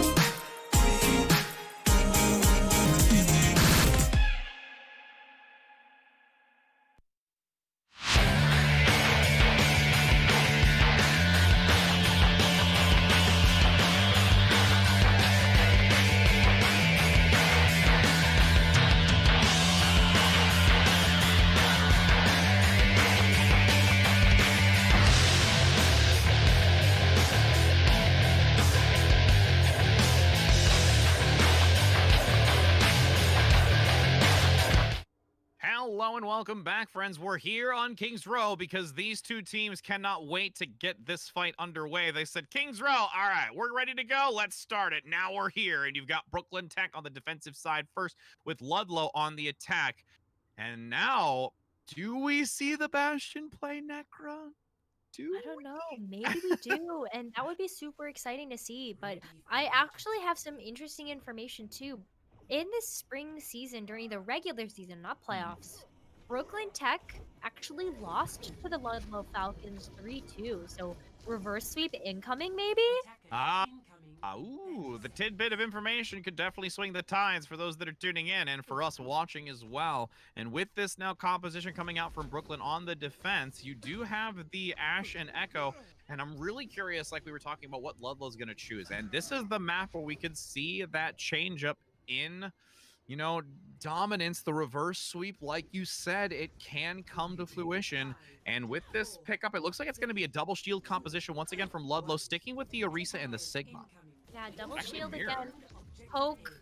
Not a complete there's the mirror Reinhardt. because Skip is actually going to be playing the Reinhardt. And when we talked about this composition before, Reinhardt just gets to cleave damage to the team. Look at how much that Fire Strike's going to do. Oh, 50% to charge because of that halt fire strike. Oh my goodness. That is a big early advantage for Brooklyn on this defensive side. Again, still keeping that Zenyatta Winters on that high ground, doing a stellar job keeping cover and out of silence from that hit scan in the back. Ooh. And doing a really great job of watching for the pulls from Grebka in order to shoot some volleys into there too. So I really love the way that Brooklyn Tech is playing this because a lot relies on how Grebka is actually using those pulls. So Grebka might not be gaining that much charge because they're not super outpacing Stevic on this Orisa, but they're really enabling the rest of the team. Look at how Scrub-U is already 50% charged more than Goldfish, almost the duplicate, and Skip very much outpacing Snark. Absolutely, and that type of outpace can really just turn the tides through the course of this consistent 2.5 minutes that we do have remaining. A nice rotation, though, coming out from Ludlow to find a different advantage point to try and take down Brooklyn. I really like this because it's going to allow Okiru's amplification matrix to really do some work as long as they can get through those shields. And with that amplification matrix coming out on the front, that is going to be some extra damage. But with Brooklyn understanding that the ultimate is used, majority of their positioning is inside of that hotel to wait until the ultimate has been expended. Now the amplification matrix in return coming out from Hello, but a nice halt into the dynamite, and Goldfish is going down. Brooklyn on this defense is still holding strong. The duplicate with the flux lifting that support, attempting to get the kill, and finally finds it with a lovely wave, and the duplicate as 2 minutes still remain for Ludlow. 3 health, almost lost the duplicate form there before the timer expired. Was able to get the gravitic flux out, so Scrub-U was able to find a lot of value from that ultimate, but ooh, Skip is an Earth Shatter, and there are double shields in Ludlow Falcons. I'm not sure how this one's gonna go, but Stevic and Snark better be ready for this to come through from Skip. Well, especially with how long Skip's been holding on to this and waiting for that patient usage around that statue. And with the Grebka rotation, with the Orisa finding an opportunity, you have Bob at least gonna just buy some time for the corner, but there's another pickup onto Stevic. Once again, getting taken out early in these fights is causing so much problem for Ludlow. Oh, and Smash really able to take the super aggressive positioning with the dynamite. Don't get caught by the accretion, though. Ooh, bobbing and weaving, friend, to miss that boulder to the face. With the dynamite consistently being pumped into the center section where that choke point is, minute to go. This is final fight territory here as Goldfish continues to try and throw some damage from the high ground. Oh, but no. Hello gets another pick again onto Stevic, and the shatter comes through. The shield will be there, but you've got Scrub-U exerting so much dominance onto Ludlow right now. It's going to force back everyone to spawn once again. Okay, so they have one more chance. Ludlow Falcons have the Transcendence online. Glacier has been ready and waiting to use that ultimate, and they might need it as an engagement tool rather than a response mechanism to what's coming through from Brooklyn Tech, especially because Grebka has been able to use these superchargers very early. I would definitely expect that to be one of the first ultimates to come out here, along with the amplification matrix from Hello. So Transcendence has got to be used. Oh, but a halt into the flux gets several. Transcendence instantly popped, needing that for the defensive use with the Immortality Field actually going to be combined as well. That's an opportunity here for Ludlow to maybe take advantage of it since there was some overlap of abilities. But Bob on the front gets an early takedown onto the support. And with this rotation from the back, with the duplicate onto the Sigma, despite it not going to get the flux, that is still going to be a beautiful hold here from Brooklyn. Score 0-0. Oh, Switching sides. I mean, trying to stay positive about this one for Ludlow Falcons because they Hmm. have had some really beautiful moments with their gameplay, but Brooklyn Tech taking the number 1 seed and the championship title in the spring 2020 playoffs, Hmm. there's a lot of confidence that they're exuding right now from that, and I don't know what Ludlow Falcons can really do to hold on to this point long enough. There's a tall order and a tall ask ahead, and I might come down to it trying the Bastion strategy and just seeing how it goes. I was going to say, now that the fact that you're on the defensive side, you could really attempt to do it to transition from balcony to balcony. But in this point, Ludlow says they want to stick with this Ashe and Echo play, still having Stavik onto this Orisa. And, at this point, attempt what they can in this composition to try and outlast Brooklyn. But again, a full hold already occurred with Brooklyn on the defense. And now on the attack, they are rearing to make sure that this is a third map win for them to reach that match point. We'll see how it goes. Ludlow Falcons coming back out with this. Like, I want to talk about some of the great moments that we've seen so far. Like Zuan playing this Ash that's Mhm. had some really great bob placement, especially to just kind of buy time for Brooklyn Tech to kind of look in a different direction. So Zuam has had some excellent bob placement with that ultimate, and I really expect that the Dynamites are going to be pretty dynamite themselves. Ooh.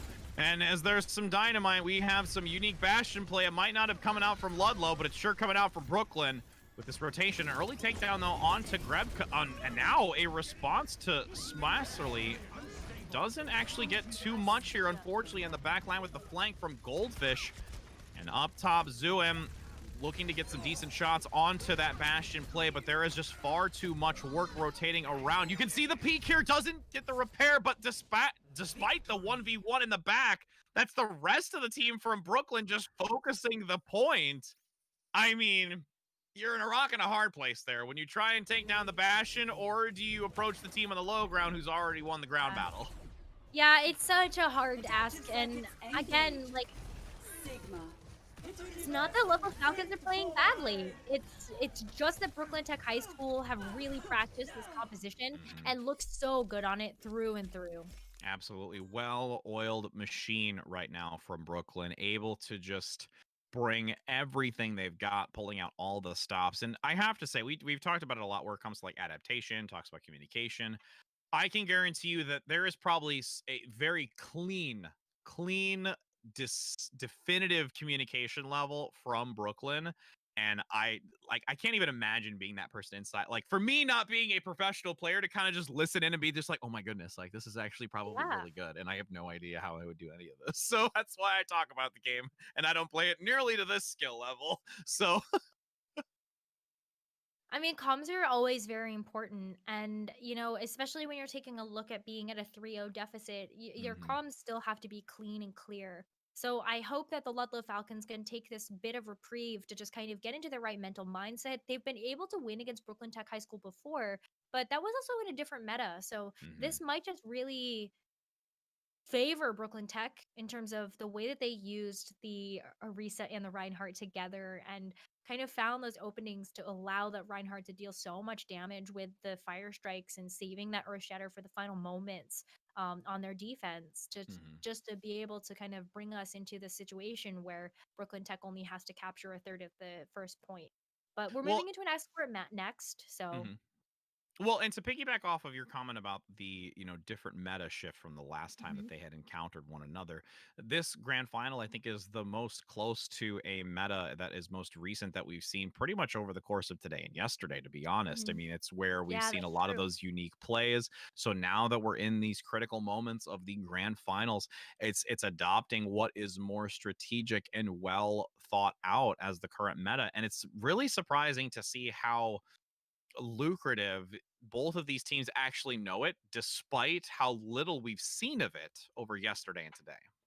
It's been in the works for a while. So, like, especially if you got good coaching staff, which both of these teams seem to have, you're definitely watching VODs, you're paying Mhm. attention to how the meta has developed. And if you're paying attention to the tier 2 and the tier 3 scenes for Overwatch, then you've been seeing this meta develop yourself as well. So, why not try your hand at actually being able to duplicate that meta, no pun intended. No pun intended. And just try your hand at it.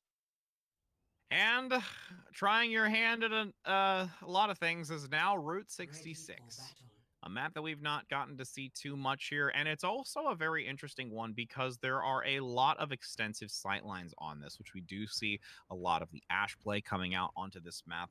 Widowmaker as well as another option that we see, even a Junkrat in addition to, and then we've seen a lot of Junkrat play between these two, and you can see it actually coming out already on this defensive side with a Junkrat and going to be synergizing well with this again Sigma and Orisa play, and the support lineup has stayed pretty consistent. Like you made the comment about how Baptiste is really synergistic with the Zenyatta, but a May could just be a great pick here. Yeah, May, definitely when you take a look at these flanks and they're gonna try to turtle Rich Rad. Stop the pain. I mean, we'll see if this works. It's worked a long time ago in the previous season of Owl with the May wall to divide that position and hold it in contest. At this present position, you can see it's already starting to work, but there's a rotation coming out here from Ludlow Falcons, and that's a nice early pick. Typically, this works out when there's actually a Bastion inside of this inner nook, but because there is not that type of high damage output and more looking for the sustain, the res comes through by Glacier, but it's just going to start breaking down. There is at least some cheeky play here from Ludlow, but you will still be outmatched by Brooklyn. I don't know about that. Ludlow Falcons are starting to get out of that area of how the turtle functions. So this card moving forward is going to be very important. And I still appreciate this pincer attack coming through from the Ludlow Falcons. Brooklyn Tech can't get out of this space. Ooh, and then yes, you can see now the transition. Once the payload gets far enough, you're no longer close enough to it to keep it contested because of that backward and forward positioning. It's going to be Ludlow now on this attack, being able to actually get a decent regroup. The fact that it bypassed Brooklyn's defensive hold allows this as an opportunity for Ludlow to keep pushing to this next checkpoint. I think Goldfish needs a new name. I think Goldfish needs a new name. Maybe Shark might be a little bit more appropriate here. Oh my goodness, Goldfish was able to build up to the duplicate so quickly. That look at the fact that Ludlow Falcons have 4 ultimates moving into this next fight. The Brooklyn Tech High School might be able to come back for a recontest, and that's what Scrubby's going to be doing on the Tracer, but there's a lot of ults. Yeah, Pulse Bomb getting 2 for Ludlow is a big, big gain right now. And having Stevic on the front with this Primal Rage going to be forced, but a nice even score, 2 for 2. But then the follow-up by Brooklyn on the recovery comes out. And the fact that you had the duplicate held onto by Goldfish here is really important to use into this next fight where you've got the ultimate advantage in favor of Brooklyn. I think the duplicate's going to be very important, but I almost want to see Ludlow Falcons hold on to that just because there are so many ultimates ready to go for Brooklyn Tech. Maybe just try to force out as many of those as possible, and then you have your own ultimates to win out the ultimate economy. But I gotta point out that Smasherly's Junkrat Riptire was so good. Glacier couldn't use the Valkyrie. No, could not use the Valkyrie, which is really, really unfortunate here, and you have this minute and 20 seconds still to go. The Amplification Matrix primed and ready for this as a nice flux comes out in the back on to multiple members of Ludlow, lifting them high into the sky and falling into a trap so Scrub You can get an easy pickup. Minute and 5 seconds, last fight territory. Depending on how much time it takes for Ludlow Falcons to get here, maybe it could be 2. But we saw the duplicate get used here, so really we're seeing us to change up in strategy. Zoom is going to try their hand at this Pharah, so double aerial assault coming in from the Ludlow Falcons. Kind of living up to the namesake a little bit. Right? I was going to say, I mean, I'm really, really excited to see 2 aerial units like this because we've not actually really seen much synergy with an Echo and a Pharah at all over the course of this weekend. So how it will fend off is going to be very important. And the fact that you've got the Pocket Mercy to divert between both of them will really give a lot of mobility and safety in the skies. while you've got Brooklyn still holding on the defensive side, you have this Transcendence available, holding on to it. The self-destruct comes out around the corner and will be forced out as the Tesla Cannon damage from the front line of Stevic continues to progress forward. But that sticky bomb, upon jumping away, will claim that Winston and remove them from this fight. Scrub just really harassing this back line and giving no quarters for anyone as the overtime commences. This is still a chance, though, for Ludlow to stick into this fight. Still a chance for them to stick into this fight. They have the Rocket Barrage, so hopefully they'll be able to use that. Ludlow Falcons actually taking a numbers advantage. And surprisingly, with those staggers coming out and Zoom getting the double late onto Brooklyn, Brooklyn is actually not going to be able to have a solid recontest here, and at this point, just allowing it to reach this checkpoint to move through Route 66 street phase. And this is a big accomplishment for Ludlow, since they have really, in a grand scale, had difficulties getting to check marks like this. Huge. So this is something Ludlow Falcons should be really proud of, especially because they have the Prayer Barrage that they were able to hold on to, and they're going to have a duplicate too. Goldfish has been building these up so quickly. I'm so proud of them right now. Yes, indeed, and looking for that backline positioning. You've got Zuem still keeping distance before diving in for a potential rocket barrages. You've got Stevic actually getting a side position angle as well with that Tesla Cannon damage. Skip, though, along with the pulse bomb, finds a lot of action up front. 2 minutes to go. This is where Ludlow is going to cut their losses, except that that doorway needs to shut to reset and either find a better position to this upper position or lower left corridor. Wow, the combination attack between Hello and Scrub U has just been really phenomenal. Because Baptiste can do a lot of healing, but you're really not finding full value from Baptiste unless you're doing damage too. So really great to see kind of that double team happening from Scrub U and Hello to work together. Yeah, I would highly agree with that. The fact that you can play Hello so aggressively and still feel confident that you're supported by either Winters or just that refocus from Hello is very substantial. And now that the early takedown onto Scrub U has come through, it's a chance for Ludlow to move in.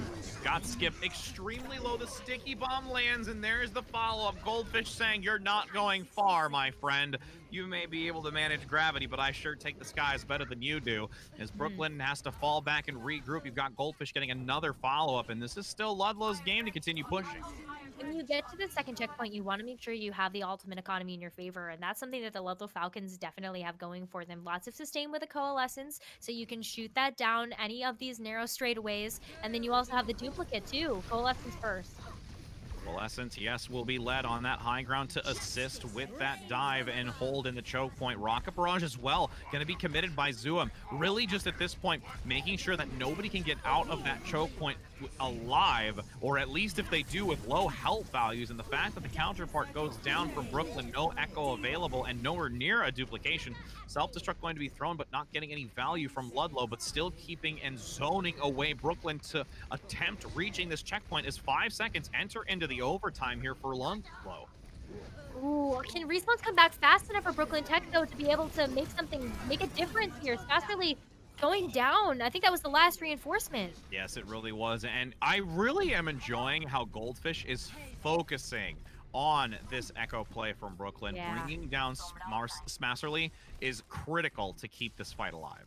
That's something that I've noticed too, is that Goldfish is heavily outpacing both Scrub-U and Smasserly's DPS charge for their ultimates, and that's because Goldfish is heavily focusing down those DPS. And remember what I said, this is a very DPS centric meta, so it matters that the DPS pop off. Absolutely, and with now this changeup, you can see already DPS popping up, at least from Brooklyn's side of it, on this McCree, with Skip getting a nice follow-up. This smaller, tight, compact region of this map, though, is where I'm really concerned for Ludlow, because the Echo is not going to be as viable, and you can see the swaps coming out already.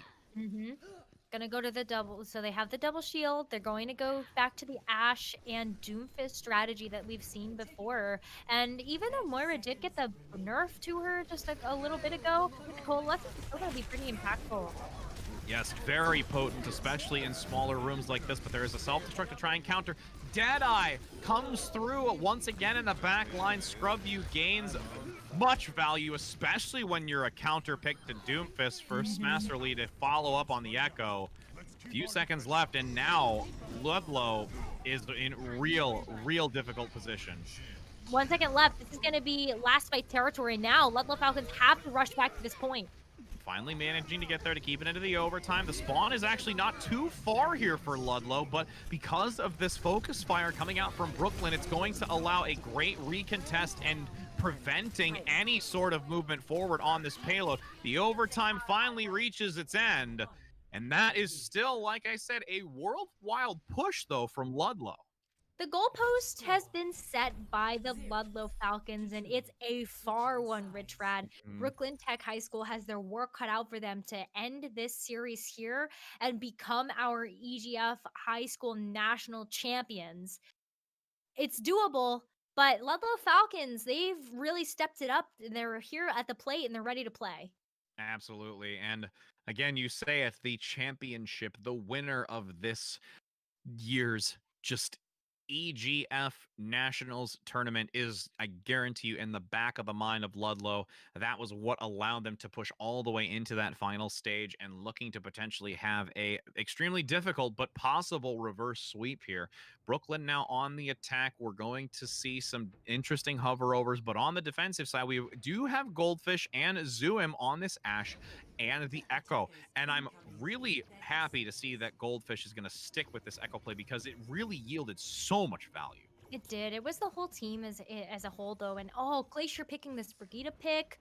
Perfect. This is what I want to see from the Ludlow Falcons. I think Brigida just provides so much value as a hero in this meta.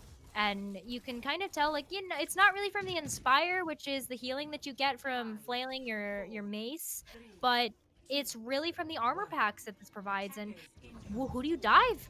Who do you dive? Yep, it's very true. I mean, it's really going to be those critical decisions made here. And now, as you can see, Scrub-U moving in, already starting to deplete that shield on this defensive side on top of the gas station. You have the Baptiste Immortality Field needing to be used perfectly for this defensive side, as now the dive comes through. Nice stun and knockback with the Brigitte play. You have a support loss for Ludlow, which is very difficult to recover from, but the fact that you also have the reduction in damage can help that out as well.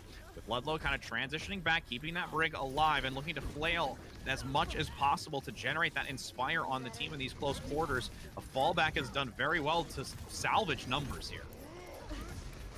All the while, the cart pushes forward.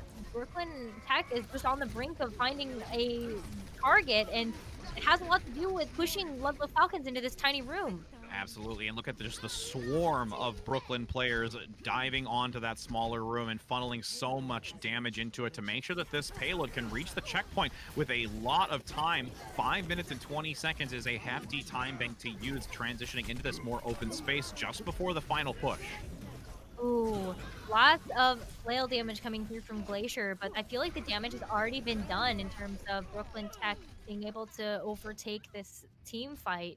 And now the cart continues to roll. That was actually really well played by Glacier, though, because it bought a lot of time for this cart where Ludlow Falcons might get even one, maybe at least one, maybe two contested.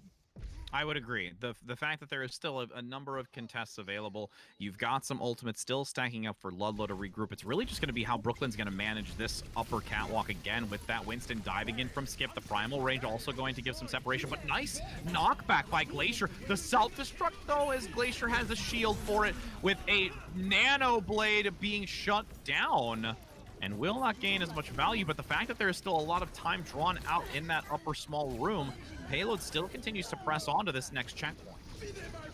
But Amplification Matrix firing back from Ludlow, and you also have the sound barrier now coming up from Hello. Lots of sustain, lots of damage. Who's going to win this fight?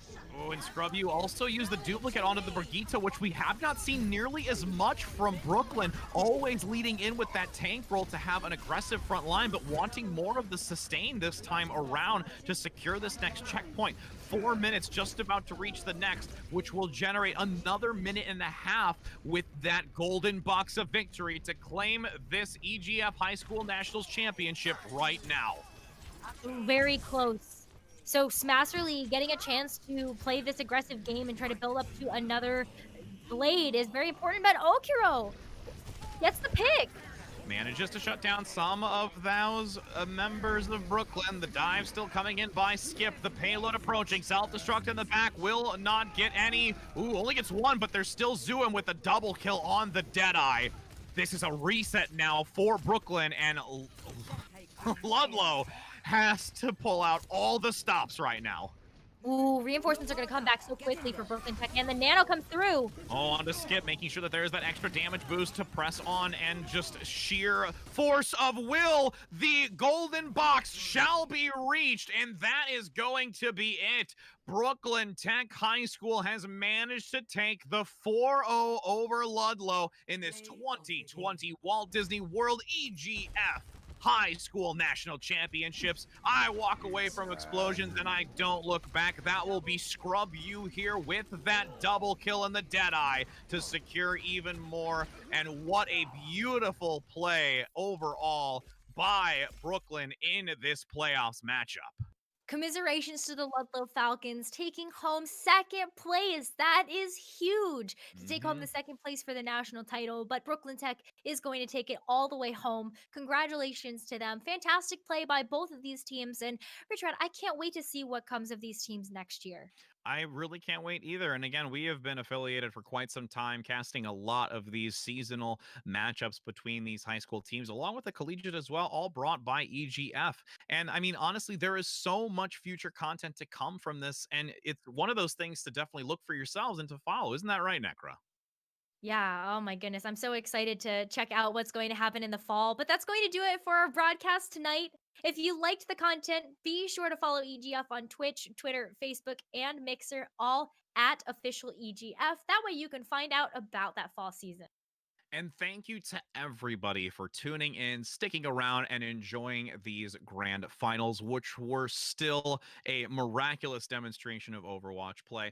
But we still have more to come in a short while. It is going to be the Super Smash Bros. Ultimate Grand Finals as well. So that is coming up later this evening, which we cannot wait to see who the winner of that is as well. And once again, as we conclude the Overwatch segment of this EGF organization, we do have myself, Rich Rad, casting with Necro. We've also got our lovely producer, Juke Cast, and you can find all of us at our Twitters. Myself at Rich Rad Live. We also have Necra at Necra Gaming for those lovely tags. And like I said, drop a definite follow out to our producer who's been doing a stellar job giving you all the great plays and amazing angles, Juke Casts, as we will, like I said, be having that Super Smash Brothers Ultimate coming up soon. It has been an absolute pleasure and a privilege to be here. So have a wonderful rest of your night, everybody, and happy gaming.